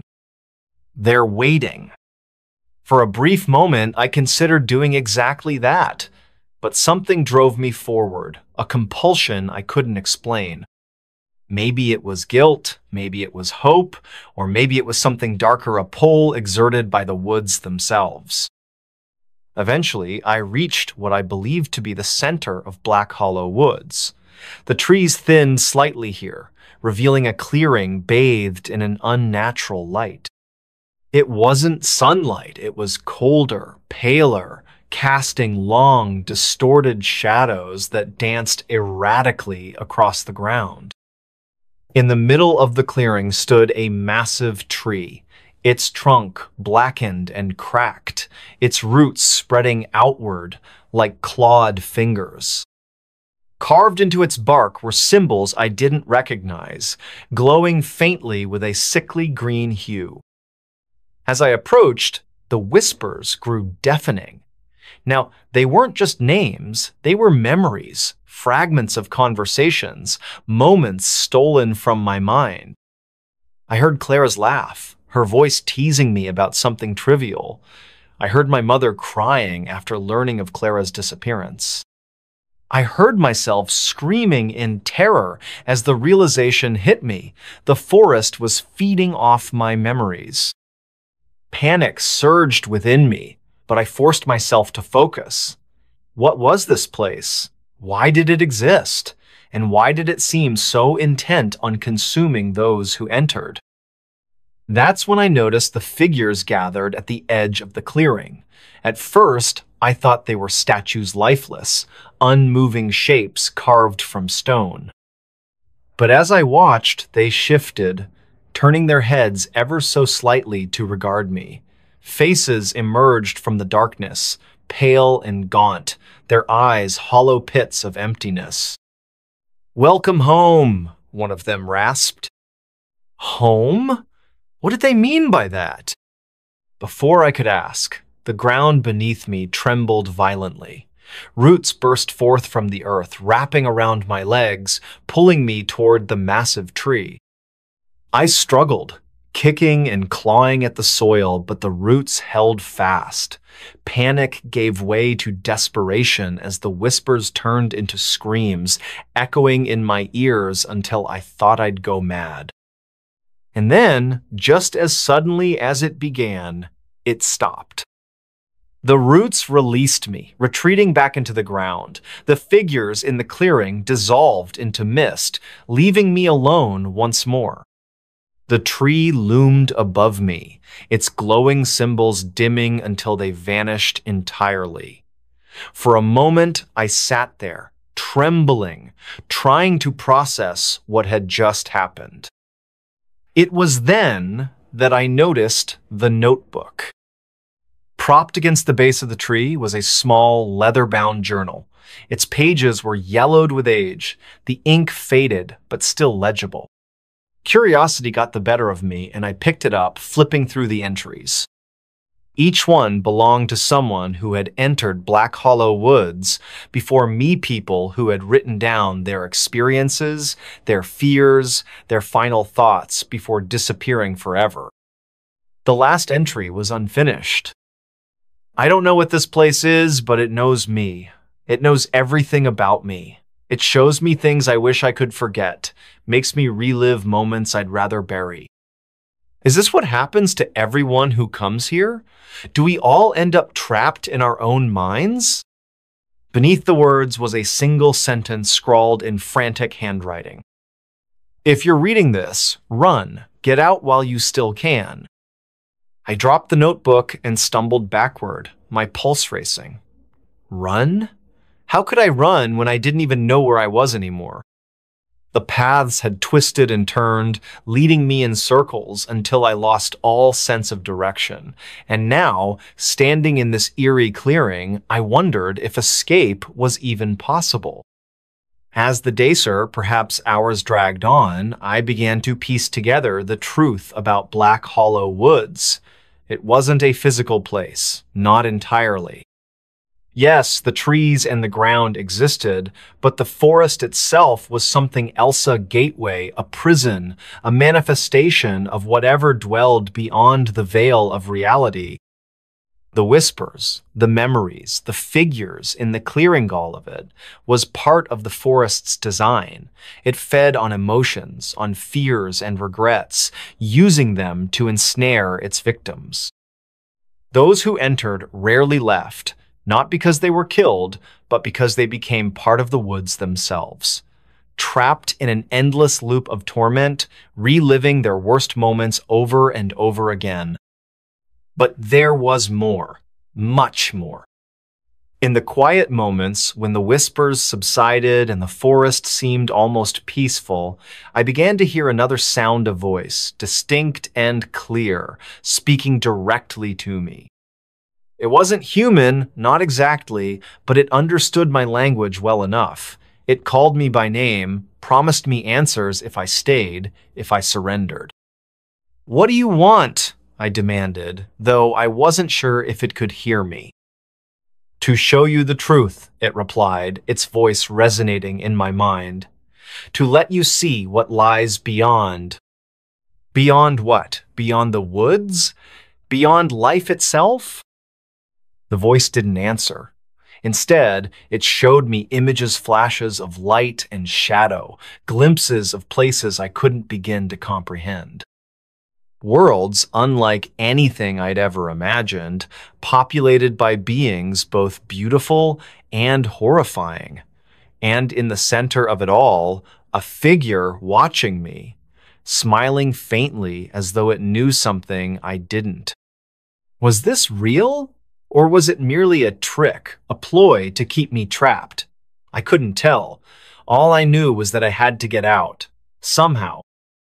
Days later, maybe minutes, I emerged from the woods, gasping for air as sunlight blinded me. My clothes were torn, my skin scratched and bruised, but I was alive. More importantly, I was free. Or so I thought. Back in my car, I checked my phone for the first time since entering the woods. To my relief, it worked again, showing full bars and a strong signal. I opened the map app, expecting to see the location of the nearest town. Instead, the screen displayed a message. "You're still here." My blood ran cold. I stared at the phone, then glanced around me. The forest loomed in the rearview mirror, its edges blurring and shifting as though mocking me. Had I truly escaped? Or had the woods followed me out? I haven't slept since. Every night I hear the whispers again, softer now, but persistent. Sometimes I think I see faces in the shadows outside my window, watching me, waiting. And sometimes when I close my eyes, I swear I feel roots curling around my ankles, pulling me back into the darkness. Maybe I'll never leave Black Hollow Woods after all. Bloody Mary answered in my mirror. It was a humid summer night in the small town of Briarwood, where the air felt thick and heavy, pressing down on everything like an invisible weight. The clock struck midnight, and the house on Elm Street stood silent, except for the faint hum of crickets chirping outside. Inside, Megan Carter, a curious 17-year-old with an insatiable appetite for urban legends, sat alone in her dimly lit bathroom. Her friends had dared her earlier that evening to summon Bloody Maria, ghostly figure said to appear in mirrors when called upon under specific conditions. Though skeptical, Megan's curiosity got the better of her, leading her to attempt the ritual herself. The bathroom was small but functional, its walls painted a pale blue that now seemed almost gray in the low light. A single bulb flickered above the sink, casting eerie shadows across the room. Megan stood before the mirror, her reflection staring back at her with wide eyes full of both excitement and apprehension. She took a deep breath, trying to calm her racing heart. "Okay," she whispered to herself, her voice barely audible over the sound of her own pulse pounding in her ears. "Here goes nothing." She closed her eyes tightly and began the chant, her voice steady at first but growing shakier with each repetition. "Bloody Mary. Bloody Mary. Bloody Mary." With every word, the temperature in the room seemed to drop noticeably. By the time she reached the third repetition, goosebumps erupted along her arms, and the hairs on the back of her neck stood on end. Still, she pressed on, determined to see this through. "Bloody Mary. Bloody Mary. Bloody Mary." On the final repetition, Megan hesitated, her courage wavering. But then, as if responding directly to her call, something strange happened.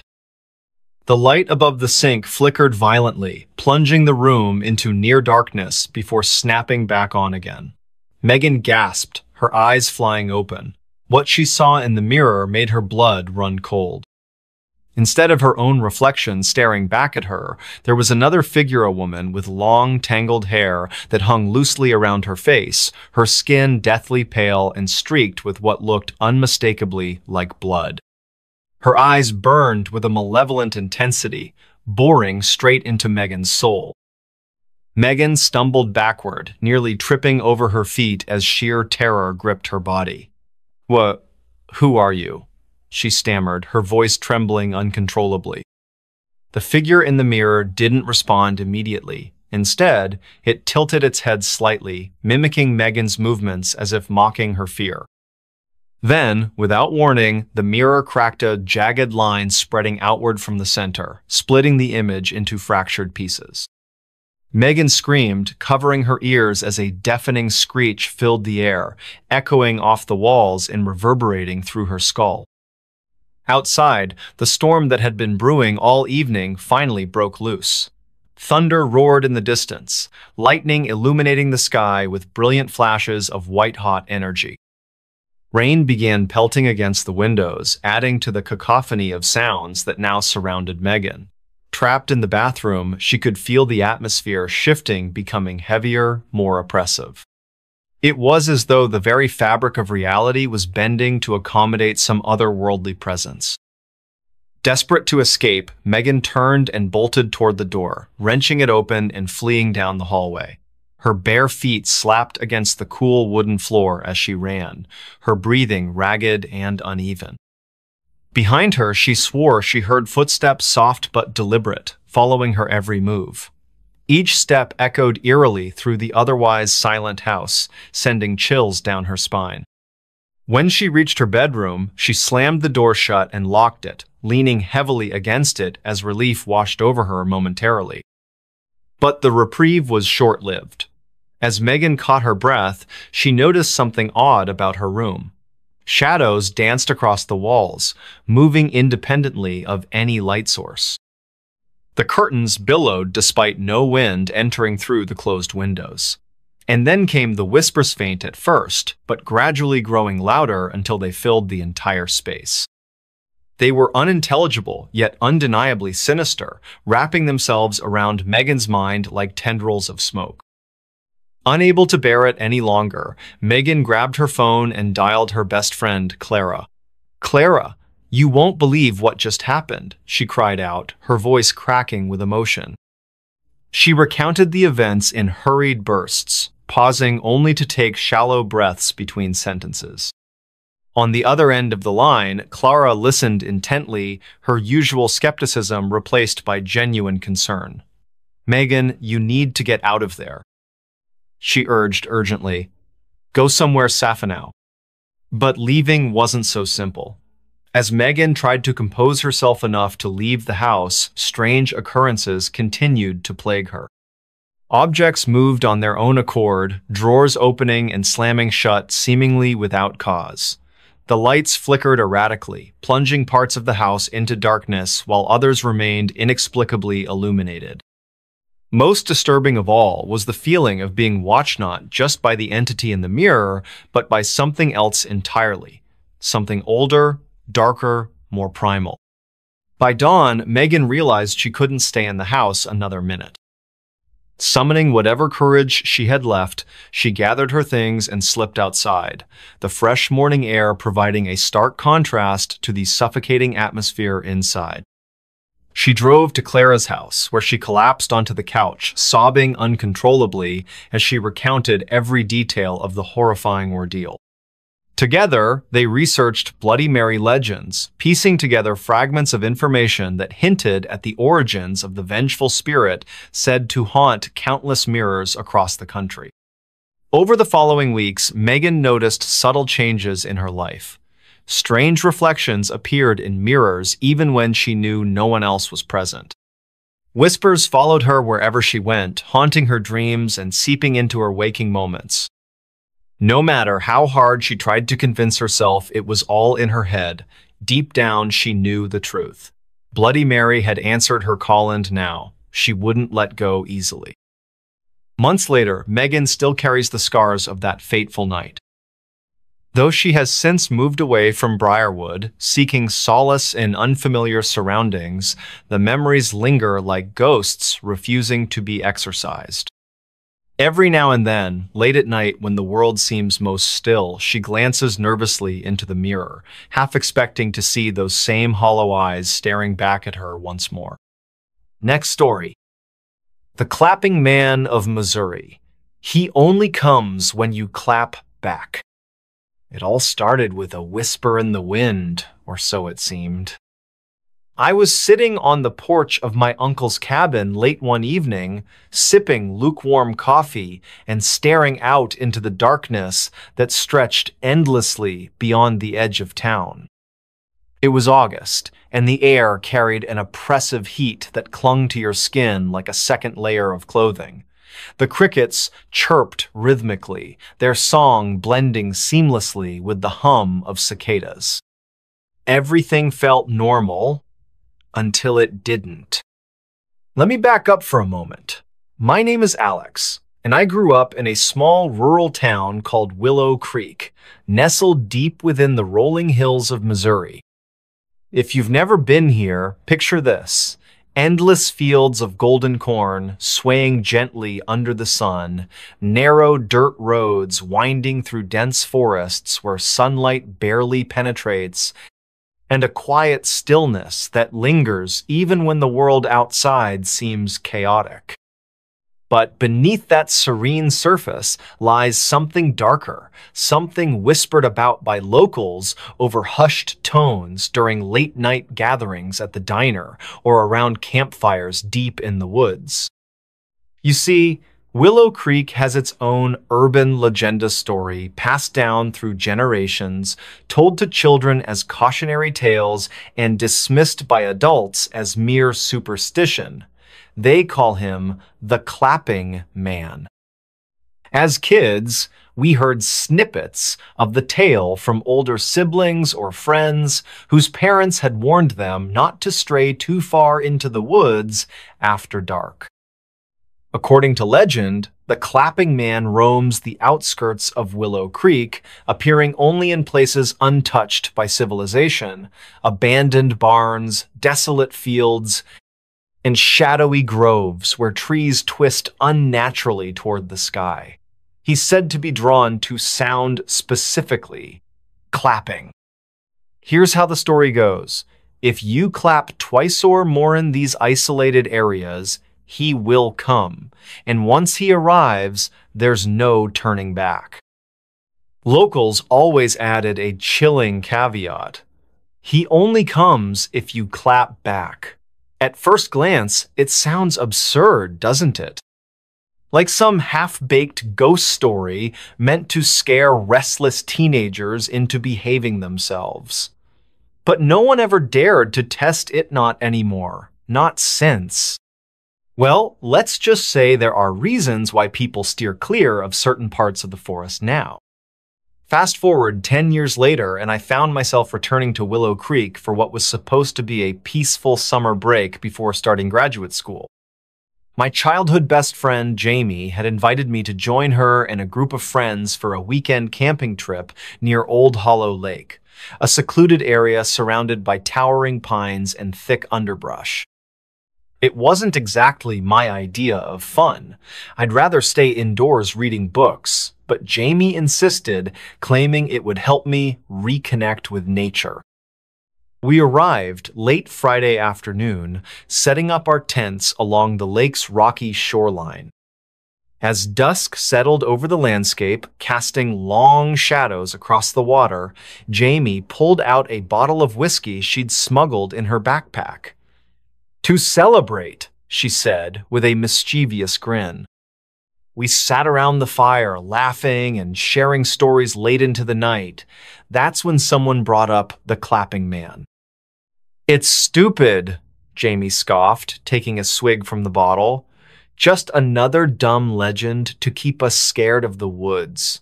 Who even believes that crap?" Her words hung heavy in the air, though none of us argued. There was an unspoken agreement among us. While most viewed the story as folklore, there remained a kernel of unease buried deep within each of us. Maybe it was the way the wind picked up suddenly, rustling the leaves overhead, or the distant howl of a coyote echoing through the valley. Whatever it was, it made the silence afterward feel heavier than usual. Then came the dare. "Fine," Jamie said, slamming the bottle onto a log. "If you guys don't believe me, let's prove it. Let's go find this Clapping Man and see if he actually exists." No one responded immediately. Instead, we exchanged nervous glances, the flickering flames reflecting off our faces. Finally, another friend, Sam, spoke up. "All right, but only if you do it first." Jamie smirked, standing up abruptly. "Deal." Armed with flashlights and a growing sense of dread, we ventured deeper into the woods surrounding the lake. The path narrowed quickly, forcing us to walk single file as the canopy above thickened, blocking out the moonlight.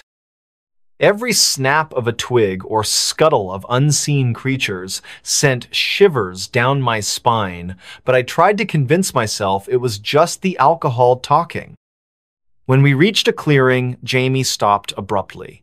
She turned to face us, her eyes gleaming with determination or maybe bravado. "Watch closely," she said, raising her hands. Then, without hesitation, she clapped twice. The sound echoed through the clearing, reverberating off the trees before fading into silence. For a moment, nothing happened. Just the soft rustle of leaves and the occasional chirp of insects. Then, a faint clap, distant yet unmistakable, answered hers. I froze, my breath catching in my throat. Beside me, Sam muttered, "Did you hear that?" Before anyone could respond, another clap followed, closer this time, and then another, each one louder than the last, closing in like footsteps in the dark. Panic set in as Jamie stumbled backward, dropping her flashlight. The beam rolled away, illuminating the edge of the clearing and revealing a shadow moving between the trees. It wasn't human. By the time we scrambled back to camp, adrenaline coursing through our veins, the mood had shifted dramatically. No one joked anymore. Instead, we huddled together, speaking in hushed tones while keeping watch over the woods. Hours passed, and though the claps hadn't returned, none of us dared to sleep. That night, I couldn't shake the image of that shadow etched into my mind. It moved unnaturally, almost fluidly, slipping between trunks with ease. And those claps, they weren't random. They were deliberate, calculated, like someone or something was playing a game with us. Over the next few days, strange occurrences plagued our group. Faint clapping echoed in the distance whenever we ventured near the woods. Footsteps trailed behind us on empty paths. Once, I swore I saw movement out of the corner of my Aya figure crouched low among the cornfields, watching silently. When I turned to look directly, it vanished. But the worst part? None of us had initiated the ritual again. Yet the claps persisted. One evening, after everyone else had gone to bed, I decided to take a walk along the lakeshore. The air was cooler now, carrying with it the scent of pine and damp earth. I walked aimlessly, trying to process everything that had happened. Was it real? Or were we simply projecting our fears onto the wilderness? As I stood gazing out at the water, the world around me seemed to pause. The wind died down completely, leaving an eerie stillness in its wake. Even the crickets fell silent. That's when I heard the unmistakable sound of clapping. At first, it was soft, almost imperceptible. Then it grew louder, closer. Each clap resonated through the air, sending chills racing up my spine. I spun around, heart pounding, searching for the source. Nothing. Until the final clap came. It wasn't from behind me. It wasn't from the woods. It was right beside me, so close I could feel the vibrations in my chest. I screamed, bolting toward the campsite, ignoring the branches clawing at my arms and legs. By the time I reached the others, tears streamed down my face, and I couldn't form coherent sentences. Later, when I calmed enough to describe what I'd experienced, Jamie asked hesitantly, "Did you see anything?" I nodded slowly. A shape, tall and thin, too thin. And his smile, it didn't move. It stayed frozen, like he knew something we didn't. After that night, things escalated rapidly. Claps echoed throughout the campsite at random intervals, waking us from fitful dreams. Shadows loomed constantly at the edges of our vision, retreating whenever we tried to investigate. One morning, we discovered footprints leading away from the lake, impossibly large and unnatural. And then there was the mirror. On our last day in Willow Creek, I caught sight of someone clapping in the distance, standing atop a hill overlooking the lake. My breath hitched as I squinted through binoculars, hoping to identify who it was. But when I finally focused, I dropped them instantly. Because the person clapping wasn't someone else, it was me. Or at least, it looked like me. Same clothes, same posture, same terrified expression. Except this version of myself wasn't alone. Behind me, or rather, behind the doppelganger stood the clapping man. Tall, impossibly thin, with a smile that stretched wider than any human mouth should. Before I could scream, the figure raised its hand and clapped twice. This time, I didn't answer. Because I knew better. Now, months later, I still hear claps sometimes. Not every day, but often enough to remind me that whatever we unleashed that night isn't done with us yet. And each time, I wonder, did I summon it? Or was it waiting all along?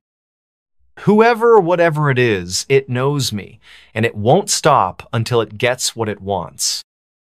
So please heed my warning. Don't clap back, because once you do, there's no going back. Black-eyed kids knocked on my door. Late one evening, around 10:45 p.m., in the quiet town of Eldridge, Ohio, a chilling event unfolded at the home of a woman named Emily Carter. The night was unusually still, with no wind to stir the leaves or rustle through the trees. A thick silence enveloped the area, broken only by the distant hum of an occasional car passing on the highway miles away. The moon hung low in the sky, casting an eerie silver glow over everything it touched. Inside her modest two-story house, Emily sat alone on the couch, engrossed in a book while sipping lukewarm tea. Her dog, Max, a loyal golden retriever, lay sprawled at her feet, his breathing steady and rhythmic. Emily had just turned the page when she heard Ida's soft but distinct knock at the front door. At first, she thought it might be a neighbor stopping by unannounced, though that seemed odd given the late hour. She glanced at the clock again, confirming the time. Who could possibly be visiting now? Setting her book down carefully, she rose from the couch, her heart beginning to beat faster as unease crept into her mind. Max lifted his head, ears perked, sensing something amiss. He let out a low growl, his tail twitching nervously against the carpet. As Emily approached the door, she hesitated, peering cautiously through the peephole. What she saw made her blood run cold. There stood two children, no older than 10 or 11 years old, dressed in dark clothing that seemed far too formal for their age. Their faces were pale, almost ghostly white under the dim porch light. But what truly unnerved Emily were their eyes pitch black, void of any visible iris or pupil, like staring into the depths of endless night.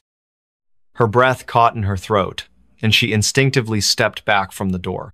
"Who's there?" she called out shakily, her voice trembling despite her attempts to sound calm. Her fingers tightened around the edge of the doorframe as if seeking some kind of stability. Outside, the children remained eerily silent, their heads tilted slightly to one side as though studying her reaction. It was unsettling, unnatural even. Max began barking loudly now, his protective instincts fully awakened. His frantic noises filled the otherwise silent house, creating a stark contrast to the oppressive stillness outside. "Please," one of the children finally spoke, their voice surprisingly deep and resonant for such young-looking beings. "We need help. Our car broke down nearby and we don't have anywhere else to go tonight." Their tone carried an odd cadence, monotone yet strangely persuasive. Emily felt a strange pull toward opening the door, as if some invisible force urged her to comply. But another part of her screamed louder, warning her not to trust these visitors. "No, I can't," Emily stammered, her resolve strengthening as fear gave way to caution. "I'm sorry, but I cannot open the door. You should call someone who can assist you better." She tried to keep her voice firm, though panic bubbled beneath the surface. the children didn't respond immediately. Instead, they simply stared at her through the glass, their expression unreadable, their black eyes piercing through her soul. Max continued barking furiously, his paws scrabbling against the floor as he paced near the door. Emily backed further away, clutching her chest where her heart pounded wildly. "Go away," she shouted, her voice cracking slightly. "Leave me alone." For a moment, there was silence. Then, without warning, the knocking resumed, this time harder, more insistent. Each blow reverberated through the walls, shaking the very foundation of the house. Emily stumbled backward, nearly tripping over Max, who was now cowering behind her. Tears streamed down her face as sheer terror gripped her body. She grabbed her phone, fumbling with trembling hands to dial 911. "Hello? Yes, this is Emily Carter speaking. I live at 42 Maple Street in Eldridge. Please send someone quickly. I think something dangerous is outside my house." Her voice cracked again as she struggled to explain the situation.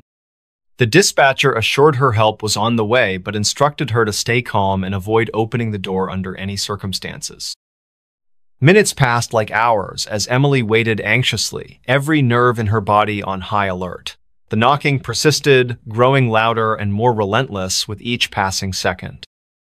At one point, it stopped altogether, leaving an unsettling silence that was somehow worse than the noise itself. Emily wondered if they had gone or if they were merely waiting for the perfect moment to strike. Finally, sirens wailed in the distance, growing closer until their sound echoed directly outside her house.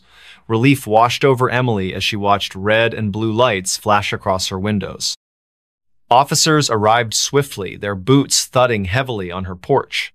When they opened the door, Emily collapsed into their arms, sobbing uncontrollably. They promised to investigate thoroughly, but when they stepped outside, there was no sign of the mysterious children. No footprints, no evidence of a vehicle breakdown, nothing to indicate anyone had been there at all. In the days that followed, Emily couldn't shake the memory of those haunting black eyes. She read stories online about similar encounters, people claiming to have met so-called black-eyed kids who appeared during the night asking for entry into homes or vehicles.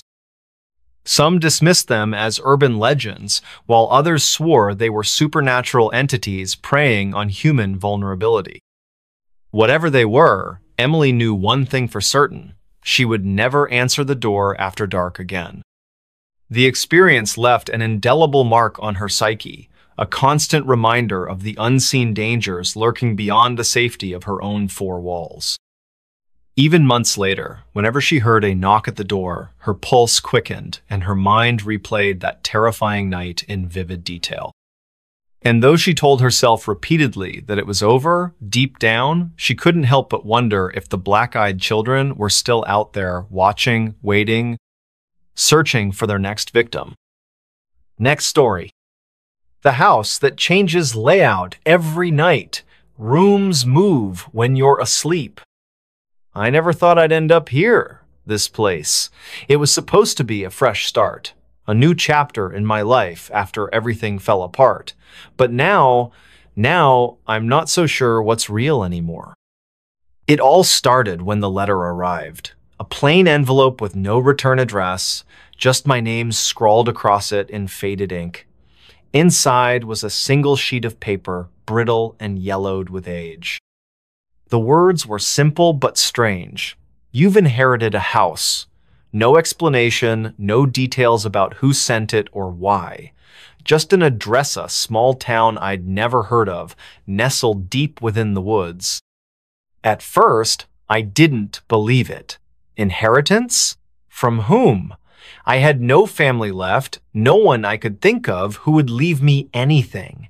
Still, something about the letter felt off. Like it wasn't meant for me to question.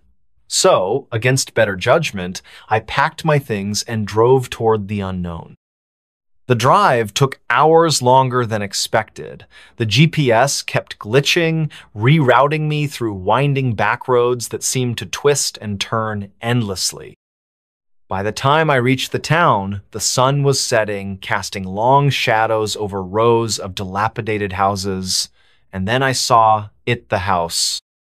It stood alone at the edge of the forest, towering and imposing, its walls covered in ivy that looked almost alive, swaying gently even though there was no wind. The windows were dark, their glass cracked and clouded with dust. Yet, despite its decrepit appearance, something about it called to me, pulling me closer like a magnet. As I stepped out of the car, the air grew colder, heavier. My breath fogged in front of me as I approached the front door. It creaked open as if expecting me, revealing a dimly lit hallway lined with peeling wallpaper. There was no sign of life incidino furniture, no personal belongings, just silence. And yet, I stayed. For the first few days, nothing seemed unusual. Sure, the house was old and needed repairs, but other than that, it felt normal enough. I set up camp in what appeared to be the largest room on the ground floor, using a sleeping bag and some spare blankets. During the day, I explored the rest of the house, cataloging each room in my mind. There was a kitchen with rusted appliances, a dining area with a broken table, and several bedrooms upstairs, each more bare than the last. But then, the changes began. One morning, I woke up to find a door where none had been before. It stood halfway down the hall, slightly ajar, leading into darkness. I stared at it for a full minute, trying to convince myself I'd imagined it. But no matter how hard I tried, I couldn't shake the feeling that something was wrong. Reluctantly, I opened the door, only to discover another hallway behind Itone that led straight to the staircase I'd already seen earlier. Shaking my head, I closed the door and went about my day, chalking it up to exhaustion from moving in. But later that evening, I noticed something else. One of the windows in the living room was gone, replaced by a solid wall. The spot where it once was still bore the faint outline of its frame, as though someone had bricked it over recently. This time, I couldn't ignore it. Over the next few days, the changes became harder to deny and increasingly unsettling. Doors appeared and disappeared overnight. Hallways stretched longer than they should have, sometimes doubling in length, while others shrank until they barely fit me walking through them. Worst of all, certain rooms vanished entirely. One morning, I woke up to find the bedroom I'd slept in the night before completely gone, replaced by a narrow closet filled with moth-eaten coats. Desperate for answers, I decided to investigate further. I grabbed a pen and notebook, mapping out the layout of the house as best I could. Each room, each corridor, every twist and turn, I documented it all meticulously. Then, each morning, I compared the map to the current state of the house. And every time, the discrepancies grew worse. By this point, paranoia had begun to seep into my thoughts. Was I losing my mind? Had the isolation driven me mad? Or was the house itself playing tricks on me? Determined to get to the bottom of it, I rigged cameras throughout the house, hoping to catch whoever was responsible. But the footage only deepened the mystery. When I reviewed the recordings, I found them riddled with glitches. Frames skipped randomly, audio cut out inexplicably, and entire sections of video repeated in endless loops. Stranger still, some of the clips showed movements I couldn't explain, shadows darting across empty halls, doors swinging shut on their own, whispers echoing from unseen corners. And then came the nightmares. They started subtly, creeping into my dreams like mist rolling over hills. At first, I dreamed of walking through endless corridors, searching for something I couldn't remember. The walls pressed close around me, the air thick and oppressive. Sometimes I'd hear voices calling my name, though I couldn't make out the words.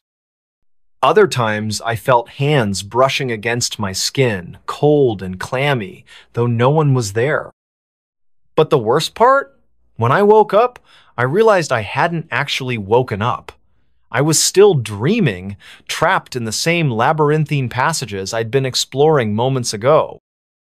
Only now, the dream felt different, more vivid, more real. That's when I started hearing things at night, when the house was quiet and still. Scratching sounds echoed through the walls, soft but persistent, like fingernails dragging across wood. Footsteps padded lightly above me, though I knew no one else lived here. Occasionally, I'd hear doors opening and closing, their hinges groaning in protest. Once, I swore I heard laughter low and guttural, coming from somewhere deep within the house. Panic clawed at my chest whenever these noises occurred, but I forced myself to remain calm. If I let fear take hold, I reasoned, it would consume me entirely. Instead, I armed myself with tools, flashlights, notebooks, markersto, document any evidence I might stumble upon, and one fateful afternoon, I made a discovery that changed everything. While tearing up the floorboards in search of wiring issues or perhaps just distraction, I uncovered a bundle of papers tucked beneath the wooden planks. They were brittle and yellowed, much like the inheritance letter I'd received months ago. Written in shaky handwriting, they detailed the experiences of a previous residenta man named Eliashu claimed the house was alive.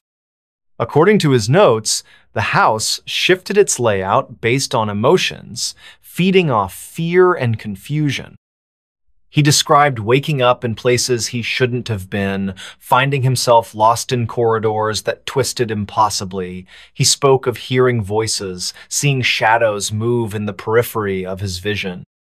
Most chillingly, he warned of falling asleep in specific rooms, claiming they pulled you deeper into the house's mind, trapping you forever. I read the entries late into the night, my heart pounding wildly in my chest. Was Elias right? Was the house sentient, manipulating reality around it to ensnare those who dared live within its walls? And if so, why did it choose me? The following nights brought fresh horrors. The house seemed to grow more aggressive, its changes growing bolder and more disorienting. Entire floors rearranged themselves, staircases spiraling upward to nowhere, dead ends appearing where once there had been open space. Furniture rearranged itself without warning, chairs placed upside down, tables tilted precariously. Even the clocks stopped working properly, their hands spinning erratically or freezing altogether. I tried to fight back. I marked the walls with spray paint, drawing arrows and symbols to help navigate the ever-changing maze. But each morning, the markings were gone, erased as though they'd never existed. Then came the final twist. One night, as I lay awake listening to the scratching sounds emanating from the walls, I noticed something peculiar. The patterns of sound weren't random, they formed rhythms, almost musical in nature. Following the noise, I traced it back to a hidden panel in the wall, concealed behind a bookshelf. Behind it, I found a narrow passageway leading downward, far below the foundation of the house. Curiosity overwhelmed caution, and I descended into the darkness. The tunnel twisted and turned, descending farther than I thought possible. Eventually, I emerged into a cavernous chamber, illuminated by flickering lanterns. In the center stood a pedestal, upon which rested an ancient tome bound in black leather. Its pages glowed faintly, pulsating with an inner light. As I reached for the book, a voice whispered in my ear not aloud, but directly inside my mind. "You belong here." Before I could react, the world around me dissolved into chaos. The walls warped and shifted, the ceiling collapsing inward, the floor dropping away beneath me. I screamed, flailing desperately as the darkness swallowed me whole. Now, I don't know where I aim or if I'm still alive. All I see are endless corridors stretching infinitely in every direction. The house calls to me, its voice sweet and seductive, promising peace if I simply surrender. But I can't. Not yet, because if I do, I'll never escape. Will you? Next story. Lost for 7 minutes in another dimension. The wind was calm, the air crisp with autumn's chill. I had been walking along the familiar path near my homia shortcut through the woods that I took every evening after work. It was nothing out of the ordinary, until it happened. I remember stepping outside at exactly 6:43 p.m. My phone told me so. The screen glowed faintly as I scrolled through emails, trying to clear my mind before heading into the forest. The sun hung low on the horizon, casting long shadows across the pavement. Everything seemed normal, too normal. As I entered the wooded area, the trees closed around me like ancient sentinels guarding secrets too old to comprehend. Their branches stretched high above, forming a canopy that filtered the fading sunlight into soft, golden hues. Birds chirped softly in the distance, their melodies blending seamlessly with the rustle of leaves underfoot. It was peaceful, serene even. But then, something shifted.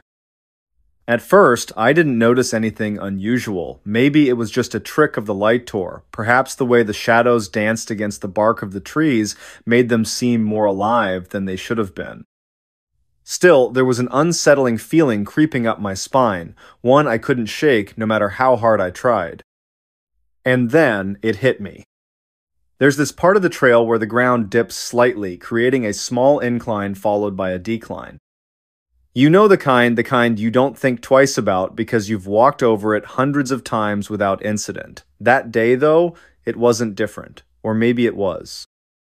I stepped forward, my left foot descending onto the slope, when suddenly everything went black. Not pitch black, mind you, more like gray. A suffocating, heavy shade of gray that enveloped everything around me. One moment I was walking, the next I felt myself falling not physically, but mentally. Like slipping between gears in a car, only instead of shifting smoothly, each transition jarred painfully against my consciousness. When I opened my eyes again, I wasn't where I belonged. The world before me bore little resemblance to the forest I'd known all my life. Instead of towering pines and oaks, the landscape consisted of jagged, twisted structures jutting upward from the ground like broken bones piercing flesh. These weren't buildings in the traditional sense, they looked organic yet mechanical, pulsing faintly with veins of blue-green energy coursing beneath translucent surfaces. The sky above was wrong too. No clouds marred its surface, but neither did it resemble any earthly atmosphere.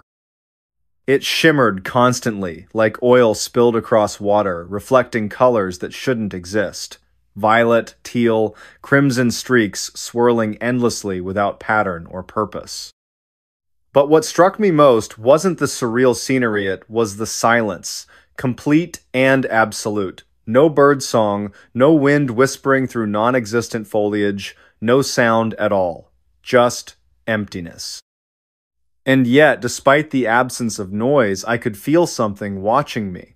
Something or someone just beyond the edge of perception. When I turned to look behind me, expecting to see nothing, I froze. Human-like figures stood scattered throughout the landscape, though none moved. They weren't pioplanot entirely. Their forms were distorted, elongated, with limbs bent at unnatural angles.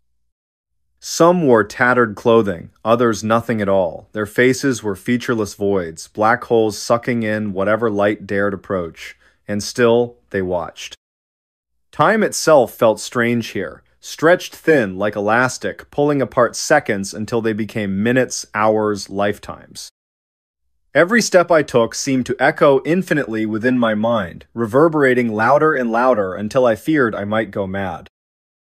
Yet somehow I kept moving forward, driven by some instinctual need to escape this place, even if escape meant facing whatever horrors awaited me elsewhere. How long had I been here? Days? Weeks? Years? Impossible to tell. The passage of time defied logic, bending and folding back upon itself until past and future blurred together into an endless present. Each breath I drew felt heavier than the last, as though the very air resisted my presence. My thoughts grew sluggish, tangled knots impossible to untangle. Questions swirled relentlessly in my mind. Where am I? Why am I here? Will I ever leave? Then came the whispers.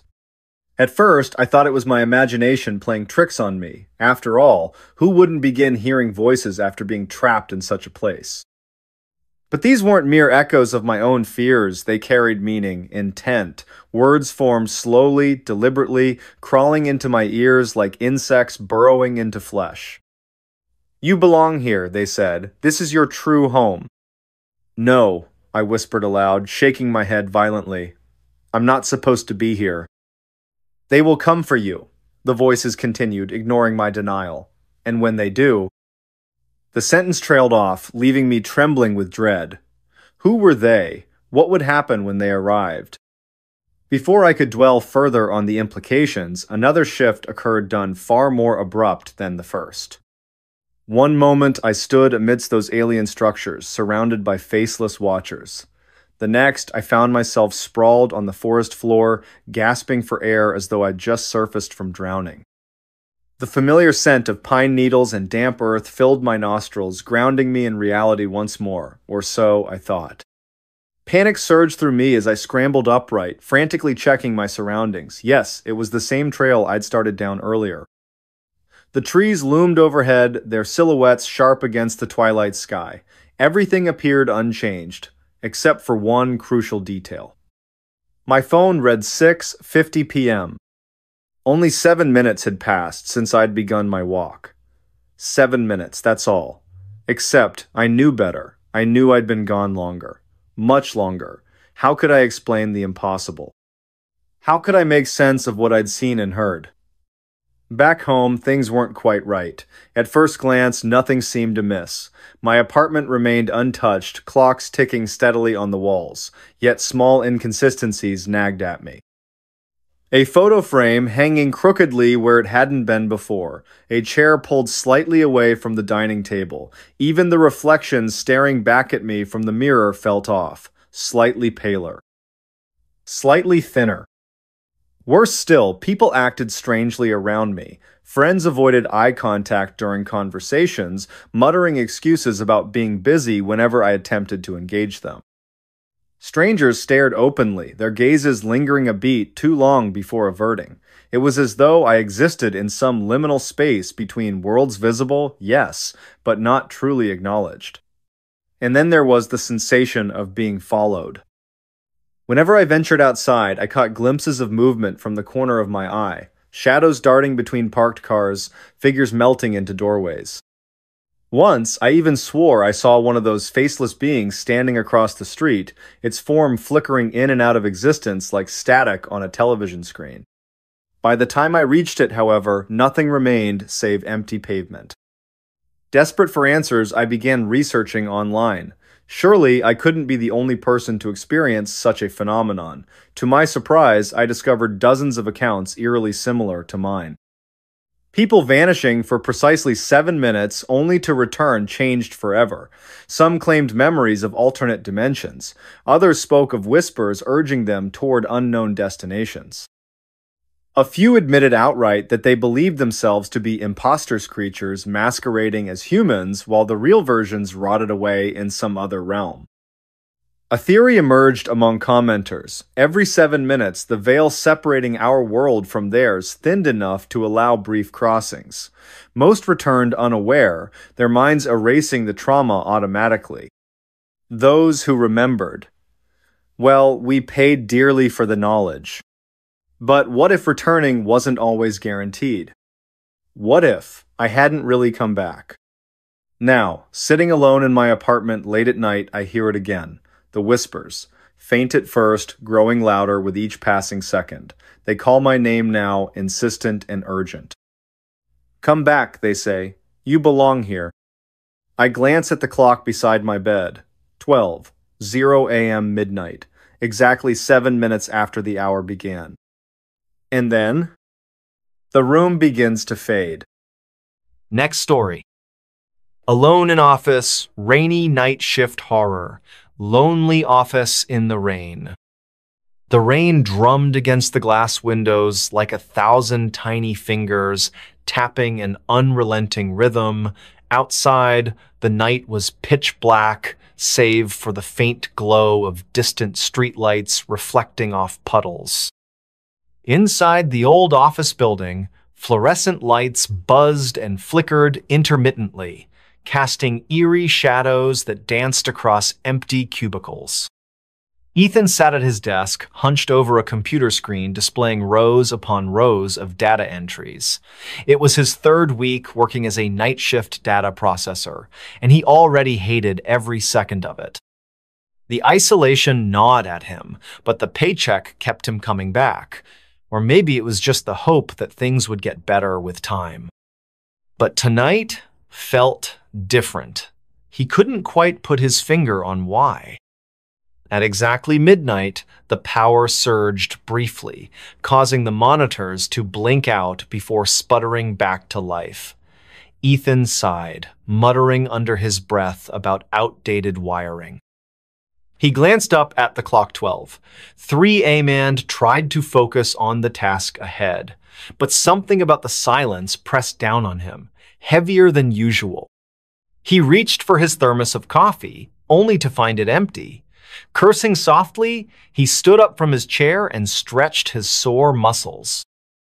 As he walked toward the break room, the sound of his footsteps echoed through the cavernous space, each step reverberating like a heartbeat in the darkness. The break room was located near the far end of the floor, past several rows of abandoned cubicles. Most of them were relics from when the company had been thriving years ago, their contents long since cleared out except for a few stray papers and broken staplers. Ethan passed by one such cubicle and paused. There, on the edge of a dusty desk, lay a single piece of paper printout with no apparent source. Curiosity piqued, he picked it up. The page contained a cryptic message typed in bold letters. "Don't stay after midnight." Ethan frowned. Was this some kind of prank? He turned the paper over, searching for any clues or signatures, but there was nothing else written on it. Shrugging it off as someone's idea of humor, he crumpled the note and tossed it into the trash can beside the printer. Returning to the break room, he refilled his thermos with what little coffee remained in the pot. As he stirred in sugar, he noticed another sound of faint creaking noise coming from somewhere deeper inside the building. At first, he dismissed it as the building settling, but then it happened again, louder this time. It sounded deliberate. Shaking off the unease, Ethan decided to ignore it. After all, it was probably just the wind or pipes expanding due to the cold.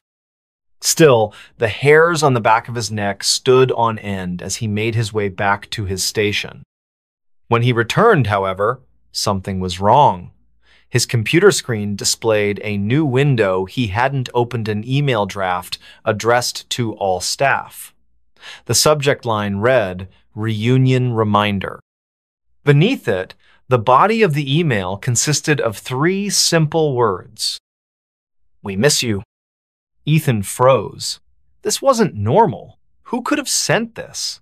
More importantly, why did those words send chills down his spine? Before he could investigate further, the intercom crackled to life. A low, distorted voice whispered through the speakers, "You shouldn't be here."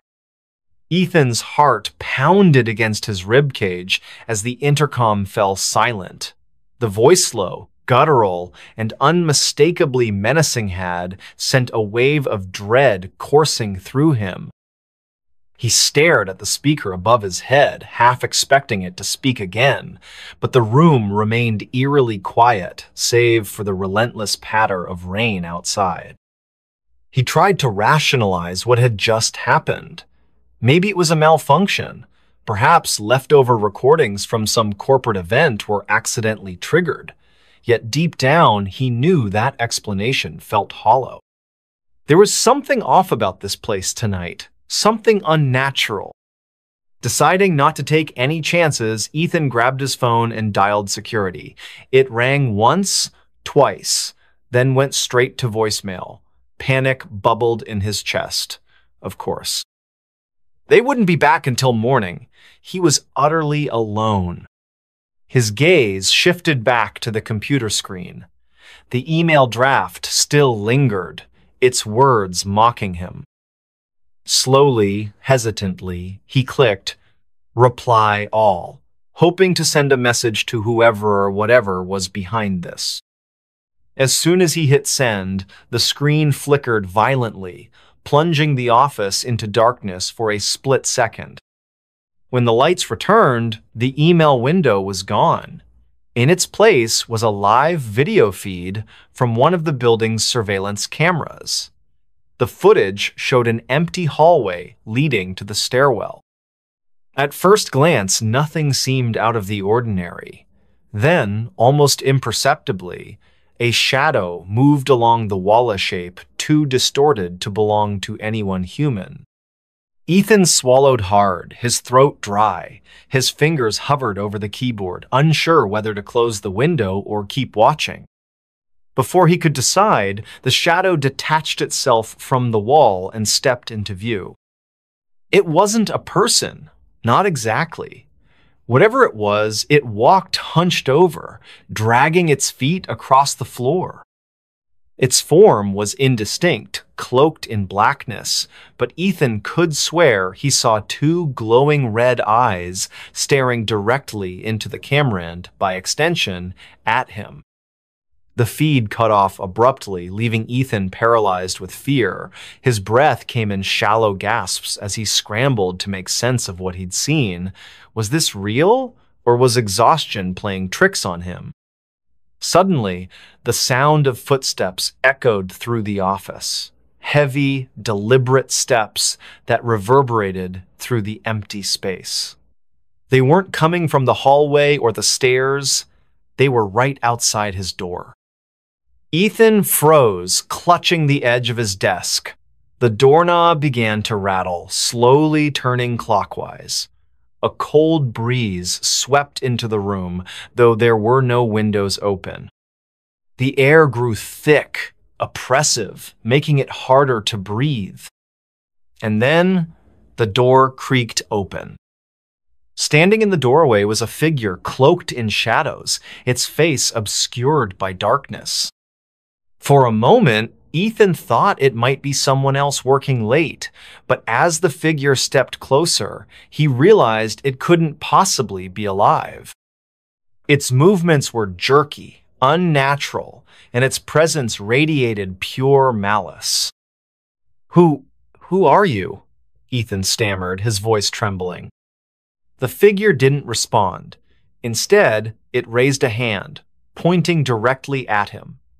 From its fingertips, tendrils of smoke-like mist unfurled, curling toward Ethan like serpents.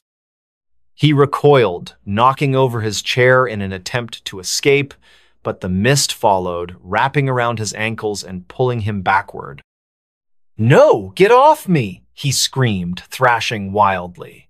But the more he struggled, the tighter the grip became. The figure loomed closer, its glowing red eyes locking onto his own. Ethan could feel its gaze piercing through him, stealing away fragments of his sanity. Just before everything went dark, he heard a whisper so faint it barely registered. "You shouldn't have stayed after midnight." Ethan woke up with a start, his body drenched in cold sweat. He was lying on the floor, his chair overturned beside him. The office lights flickered above, casting an unsettling glow over the room. For a moment, he wondered if it had all been a nightmare, cruel trick of his exhausted mind. But then he noticed something that made his blood run cold. The cryptic note he'd crumpled and thrown away earlier was now pinned to his computer monitor, unfolded, pristine, as though untouched by time. And beneath the original message, "Don't stay after midnight," was a new line scribbled in red ink. "It's too late for you." Ethan's heart raced. This wasn't a dream. Whatever had happened last night or perhaps this morning was very real. His hands shook as he reached for the note, but before he could touch it, the sound of laughter echoed through the office. It wasn't joyful laughter. It was hollow, mocking, and filled with malice. The noise seemed to come from everywhere and nowhere at the same time, bouncing off walls and twisting into shapes Ethan couldn't comprehend. He pressed himself against the corner of his desk, trying to shrink away from the unseen source. "Who's there?" he called out, his voice barely above a whisper. "Show yourself." The laughter stopped abruptly, replaced by an oppressive silence so heavy it felt like breathing underwater. Then, faintly, he heard footsteps again, this time closer, more deliberate. They weren't coming from outside the door. They were moving inside the office. Ethan turned slowly, his eyes scanning the rows of cubicles behind him. Most of them were empty, their contents long since removed. But one stood out a cubicle near the window where papers were scattered across the desk, as though someone had left in a hurry. A framed photo sat upright among the chaos, showing a group of people smiling brightly. Curiosity and perhaps a desperate need for answers drew Ethan toward the cubicle. As he approached, the photo caught his eye. The faces in the picture looked familiar, though he couldn't place why. Each person wore a badge labeled with their name: Sarah, Mike, Lisa, Jake, names etched into Ethan's memory without explanation. And then he saw the date printed at the bottom of the photo: 1987. A shiver ran down his spine. Something about that year sent warning bells ringing in his mind. Before he could process it further, the intercom crackled to life once more. This time, instead of whispers or distorted voices, Ethan heard distinct words spoken clearly. "They're waiting for you." "Who? Who's waiting?" Ethan demanded, his voice cracking. There was no answer. Only static, followed by a deep, guttural growl that seemed to emanate from every corner of the room. The air grew colder, frost forming on the edges of the windows despite the lack of ventilation. Then, one by one, the lights went out. Total darkness enveloped the office, broken only by the faint glow of the emergency exit sign. Ethan fumbled for his phone, using its flashlight to guide his steps. He needed to get out now. But as he backed toward the door, he realized it wouldn't budge. Someone or something had locked him in. Panic surged through him, but he forced himself to stay calm. If there was a way out, he had to find it. That's when he noticed movement in the shadows. Shapes emerged from the darkness, humanoid yet warped, their forms shifting and contorting unnaturally. Their glowing red eyes locked onto his, unblinking and merciless. "You shouldn't have stayed," one of them whispered, its voice layered with echoes. Ethan stumbled backward, tripping over debris until he found himself back at his desk. Desperation clawed at him as he searched for anything that might help him fight or survive. His fingers brushed against something metallic.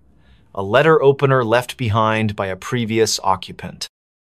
Armed with the makeshift weapon, Ethan faced the advancing figures. They moved slowly, deliberately, as though savoring his terror. One of them stepped forward, its form solidifying into the shape of a woman. Her face was pale, her hair matted with blood, and her mouth stretched impossibly wide in a grotesque grin. "Join us," she hissed, extending a hand. "No!" Ethan shouted, lunging forward with the letter opener.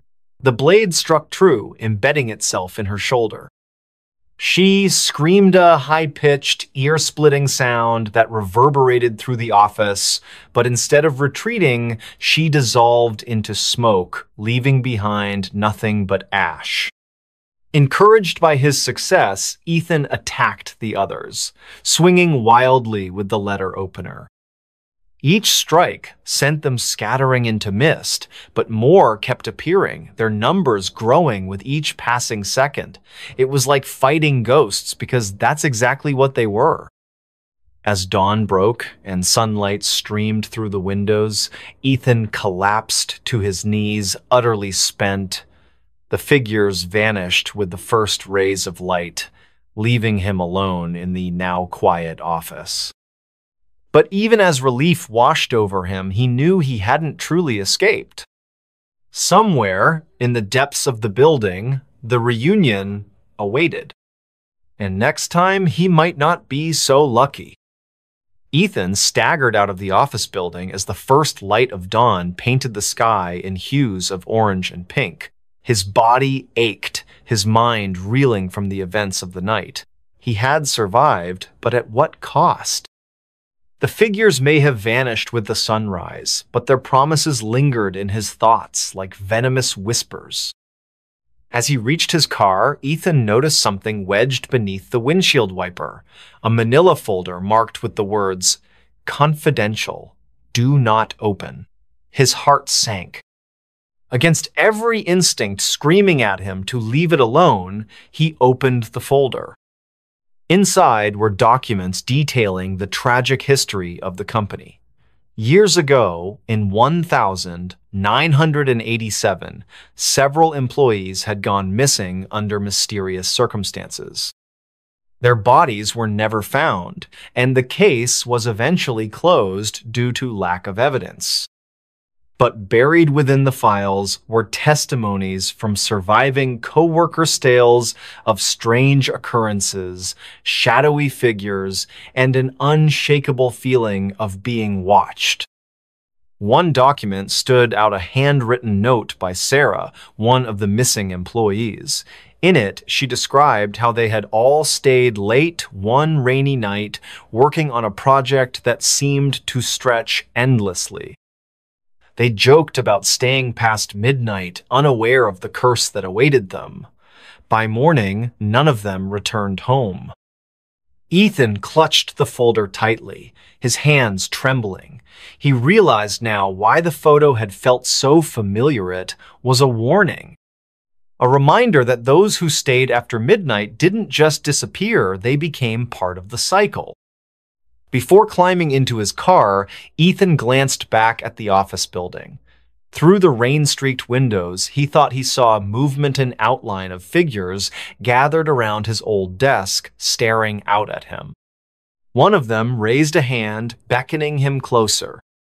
With a scream, Ethan slammed the door shut and sped away, leaving the building and its secrets far behind. But deep down, he knew he couldn't escape forever. The reunion wasn't over. It had only begun. Months later, another night shift worker took Ethan's place.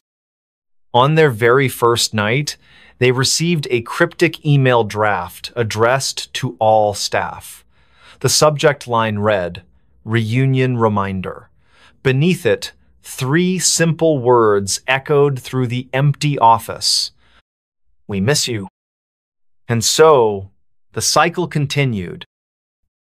Next story. Trapped in the looping highway. The drive begins. It was supposed to be a simple road trip. Nothing more than a late-night drive through rural highways to clear our heads. Me, Jake, and Sarah, three friends who had been inseparable since high school. We'd done countless road trips before, but this one felt different from the start, though I couldn't put my finger on why. We left at around midnight when the world seemed quieter, like it held its breath, waiting for something or someone to wake it up. The air was crisp, carrying with it that faint metallic scent you only get after a summer storm. It wasn't raining now, but the clouds were thick enough to block out most of the stars. Just a sliver of moonlight spilled onto the asphalt ahead of us, lighting up the winding path of Route 47. Jake was behind the wheel, humming along to some old rock station he loved so much. Sarah sat in the back seat, scrolling aimlessly through her phone, probably checking social media for the 100th time that day. And me? I was riding shotgun, staring out the window at the endless rows of trees lining either side of the highway. They loomed over us, their shadows stretching long across the road as if trying to reach into our car. "Man," Jake said after a while, breaking the silence, "this place feels kind of creepy." "What do you mean?" Sarah asked, finally looking up from her phone. "I don't know," Jake shrugged, glancing briefly at me. "Just the way these woods look, like they're watching us or something." I laughed nervously, brushing off his comment. "You've been watching too many horror movies again, Jakes." He grinned, clearly pleased with himself for planting the seed of unease in all of us, but deep down I couldn't shake the feeling that maybe he wasn't entirely wrong. At first, everything seemed normal. The hours ticked by slowly, marked by the occasional gas station pit stop and bursts of laughter whenever Jake told one of his ridiculous jokes. But then, things started to feel off. It began with the landmarks. We passed a rusted-out barn with peeling red paint, its roof half collapsed under years of neglect. There was also an abandoned gas station tucked between two massive oak trees, its neon sign flickering weakly even though no one had worked there in decades. Both places looked familiar not because we'd seen them earlier in the night, but because they reminded me of photos I'd once scrolled past online. Rural decay captured in grainy black and white images. But then we drove past them again. My stomach dropped. "Guys," I whispered, my voice barely audible over the hum of the engine. "Didn't we just see that barn?" Sarah frowned, leaning forward to peer out the windshield. "What are you talking about?" "I swear, we passed it 10 minutes ago." My eyes darted back and forth, searching for any other explanation. Maybe I'd misremembered, or maybe fatigue was playing tricks on me. After all, it was nearly 3 in the morning. Jake glanced at me, concern etched into his features. "Are you sure, man? Maybe it's just another barn that looks similar." And yet, as we continued driving, the pattern repeated itself.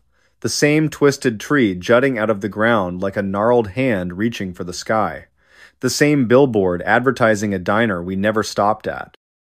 Even the exact spot where a deer had frozen in headlights before bolting into the woodsit happened twice, almost perfectly synchronized.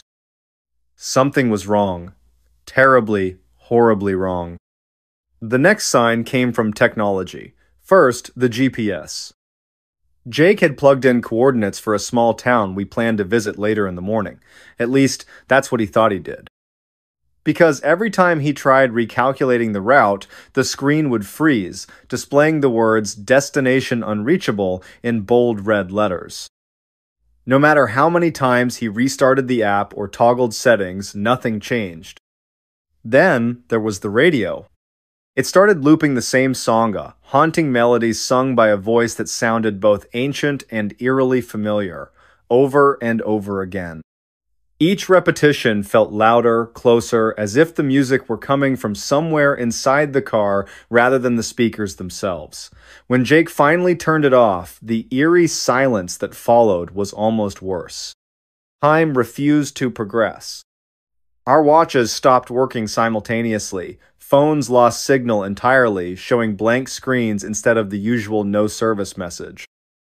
Even the dashboard clock remained stuck at 2:37 a.m., blinking endlessly like a broken digital alarm clock.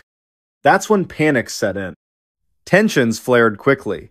What had started as playful banter devolved into shouting matches fueled by exhaustion and fear.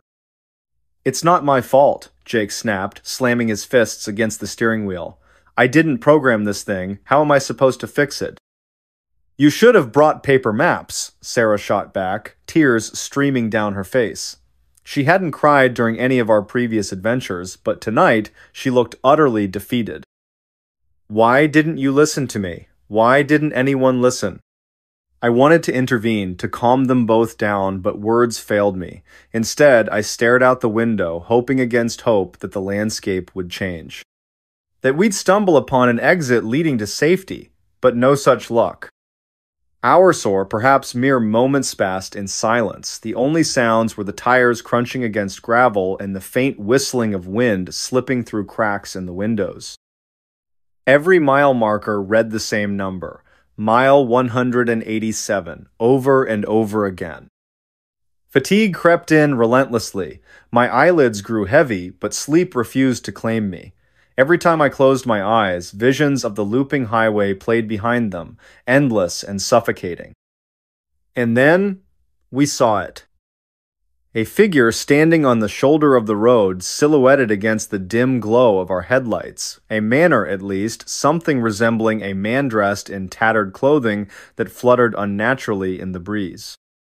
His face was obscured by shadow, but his posture radiated malice. "Stop the car!" Sarah screamed, gripping the seat in front of her so tightly her knuckles turned white. Jake slammed on the brakes, sending us skidding to a halt mere feet away from the stranger. For a moment, none of us dared move. Then, slowly, Jake rolled down the window. "Can we help you?" he called out, his voice trembling despite his best efforts to sound brave. The figure tilted its head slightly, as if considering whether to respond.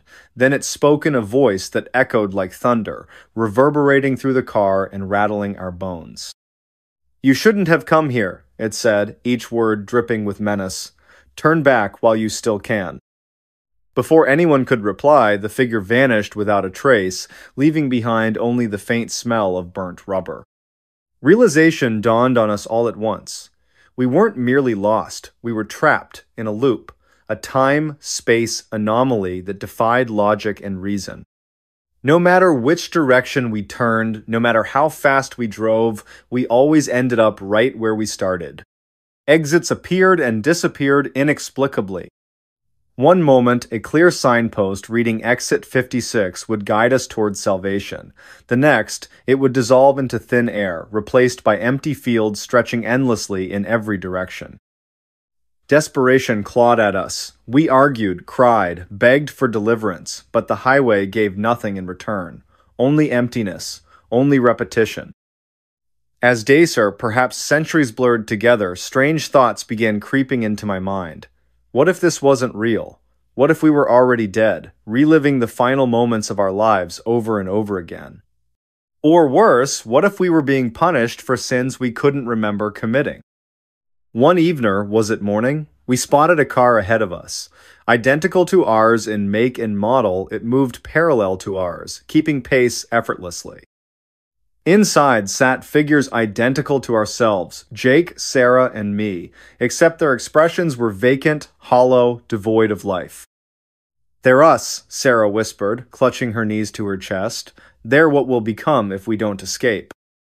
But escape proved impossible. No matter how hard we tried, the car refused to leave the highway. Its wheels spun endlessly, propelling us forward yet never allowing us to advance. And then we escaped. Or so we thought. When we finally pulled off the highway, the world outside felt alien. Buildings crumbled, weeds choked sidewalks, and people walked stiffly, their faces pale and gaunt. A newspaper headline caught my eye. "Local teens disappear on mysterious highway. Last seen 3 years ago." 3 years? Impossible. Yet the date matched today's reality, or what passed for reality now. Relief washed over us briefly, but it was short-lived. As we stood outside the car, catching our breath, I noticed something unsettling. The same rusted-out barn we'd seen countless times on the highway loomed in the distance, its silhouette unmistakable. "No," I muttered, my voice trembling. "Not again." For a split second, I considered running, but then I realized it wouldn't matter. The loop had claimed us, and it wasn't finished yet.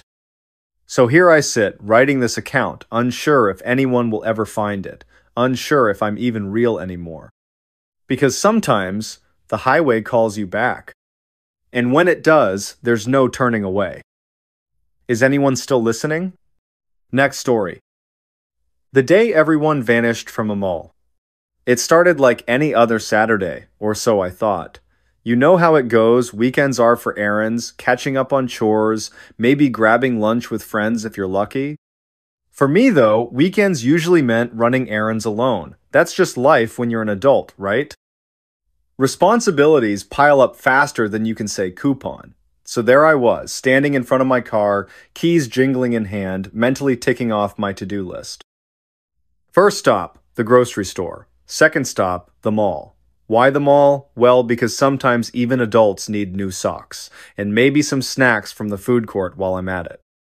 It wasn't anything special, just another trip to pick up a few things before heading home to collapse onto the couch. I pulled into the parking lot around noon. The sun was shining, casting long shadows across the pavement. Cars were lined up neatly in their designated spots, shoppers bustling between them with bags swinging from their arms. Everything seemed perfectly normal, too normal, almost. As I stepped out of my car and locked the doors behind me, I couldn't help but notice something odd, a faint hum in the air. Not loud enough to be distracting, but noticeable enough to make me pause. My phone buzzed in my pocket, breaking the momentary silence. I glanced down at the screen. It was just a spam message offering a free trial subscription to something I didn't care about. I sighed, deleted it, and shoved the phone back into my pocket. Inside the mall, everything felt familiar yet strangely distant. The chatter of voices echoed through the halls, blending together into a comforting background noise. Kids ran past me, laughing as they chased each other through the crowd. Parents called after them, voices strained but not angry.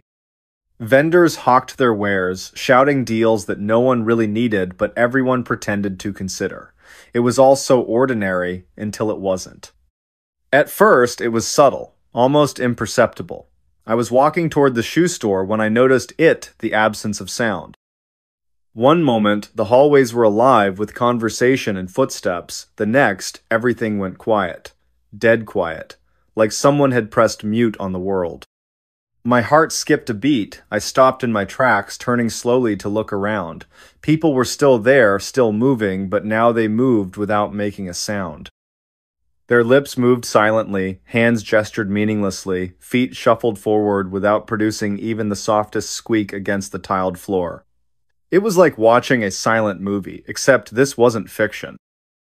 This was real life spiraling into something inexplicable. I stood frozen, unsure whether to laugh or scream. Was this some kind of prank, some elaborate setup orchestrated by the mall management to scare customers, or was I losing my mind? I pinched myself hard, expecting the sharp sting to snap me out of whatever illusion I was trapped in, but nothing changed. The eerie silence remained, pressing down on me like a heavy blanket. Panic began to rise in my chest. I forced myself to take deep breaths, trying to calm down. Maybe I'd misheard something earlier. Maybe the acoustics in the building were playing tricks on me. Yeah, that had to be it. Rational explanations always trumped irrational fears, right? But then came the flickering lights.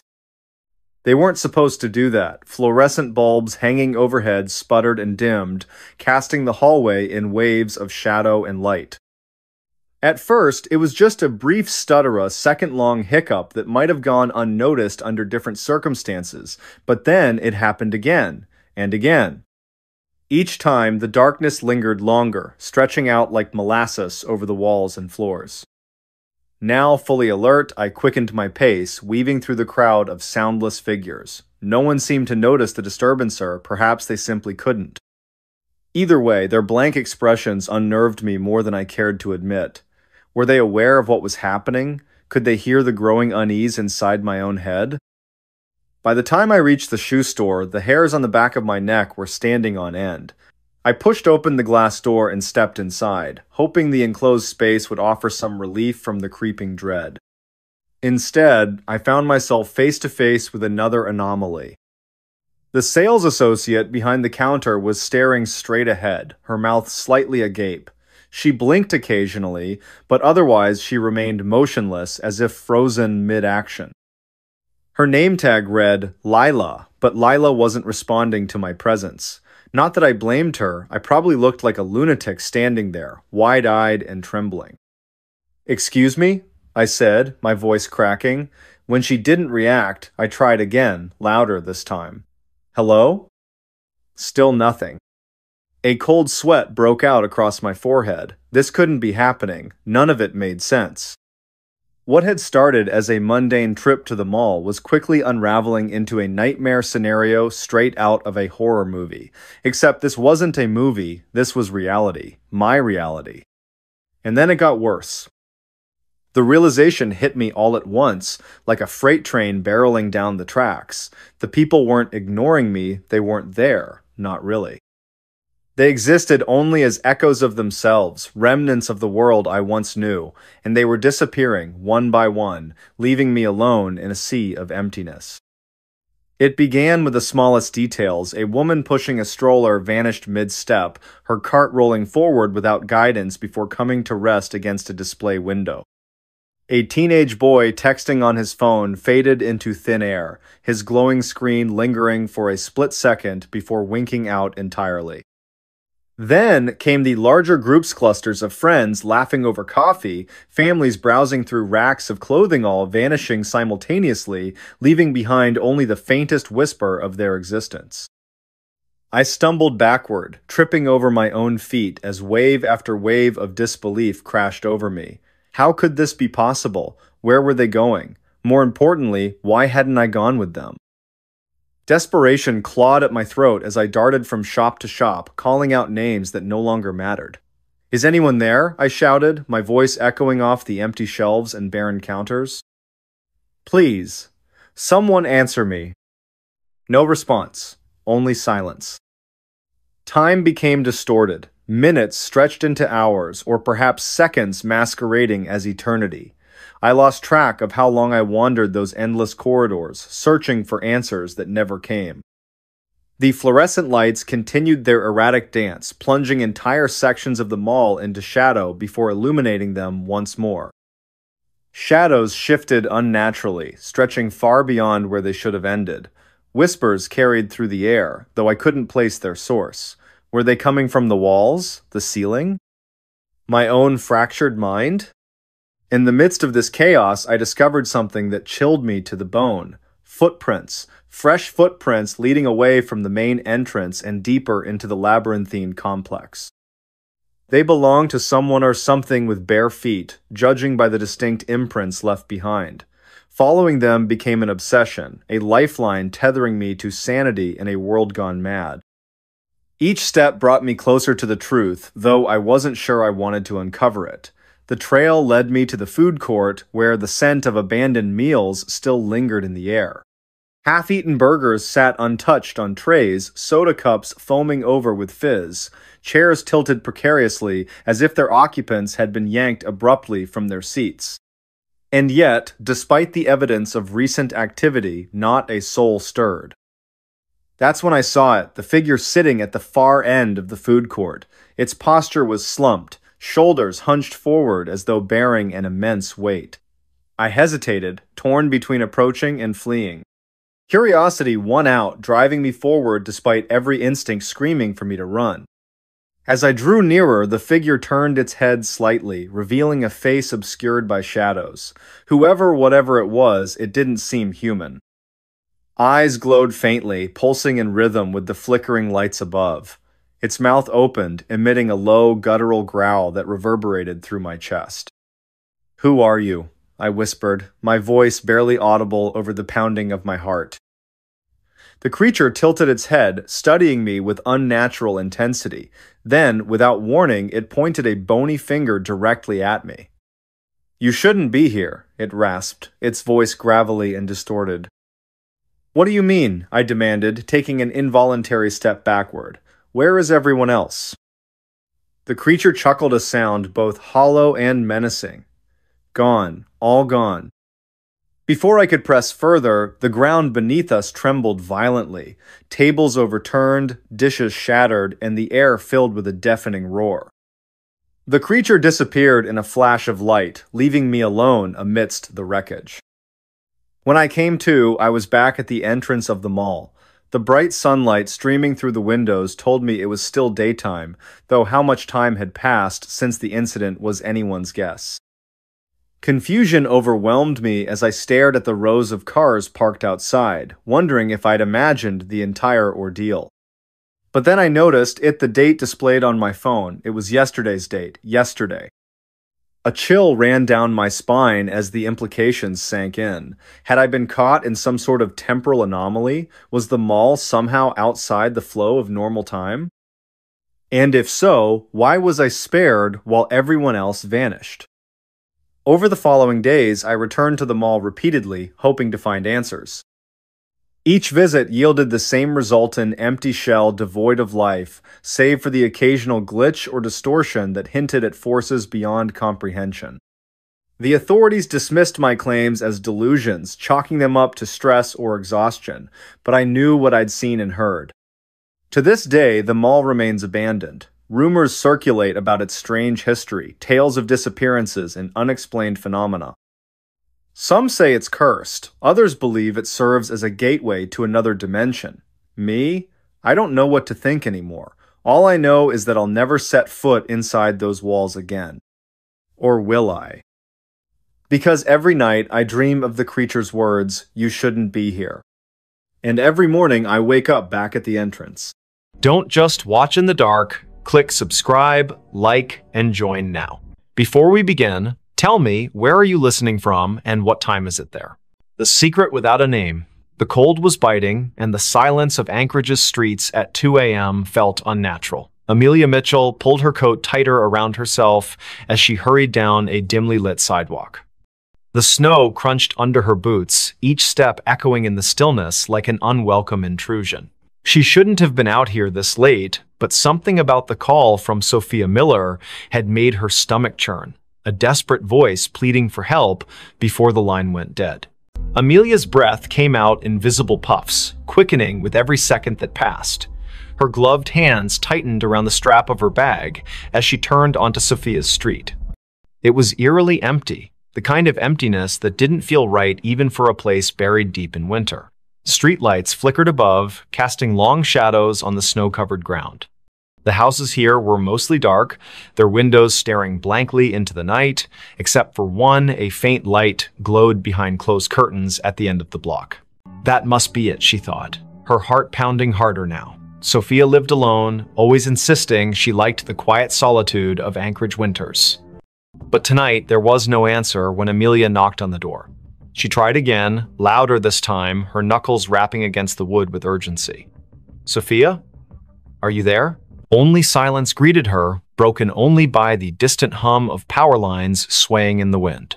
She reached for her phone to call again, but just as her thumb hovered over the screen, she heard a faint creak from inside the house. It wasn't enough to dismiss as settling wood, it carried weight, purpose. Amelia hesitated, then pressed her ear closer to the door. Another sound followed, softer but unmistakable, shuffling footsteps, moving away from where she stood. "Sophia?" she called again, her voice trembling. No response. Just the oppressive silence pressing back against her words. Then, without warning, the doorknob began to turn slowly. So slowly, it seemed deliberate. Amelia stumbled backward, nearly slipping on the icy steps leading up to the porch. Her pulse roared in her ears as the door swung open wide, revealing nothing but darkness beyond. There was no one there, not immediately anyway. But as Amelia forced herself to peer inside, she noticed something odd, a trail of wet footprints leading further into the house. They weren't hers. They couldn't be. She hadn't stepped inside yet. And they weren't fresh either, not entirely. Some parts of the prints gleamed with melted snow, while others looked older, partially dried and smeared as if someone or something had walked through days ago but left traces that refused to fade. Against her better judgment, Amelia stepped inside. The warmth of the house hit her instantly, though it brought little comfort. Something about the air felt wrong, stale, heavy, as if it hadn't circulated properly in weeks. She glanced around the living room, taking in the familiar clutter of books and photographs scattered across shelves. Everything seemed normal, until she saw the photo frame lying face down on the coffee table. She picked it up cautiously, turning it over.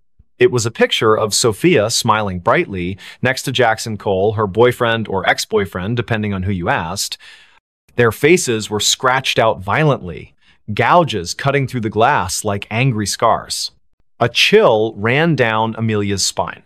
This wasn't random vandalism. Someone had done this deliberately, methodically.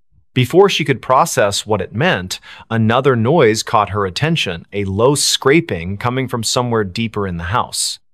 It sounded like nails being dragged along a hard surface, slow and rhythmic, punctuated by pauses that somehow felt more menacing than the sound itself.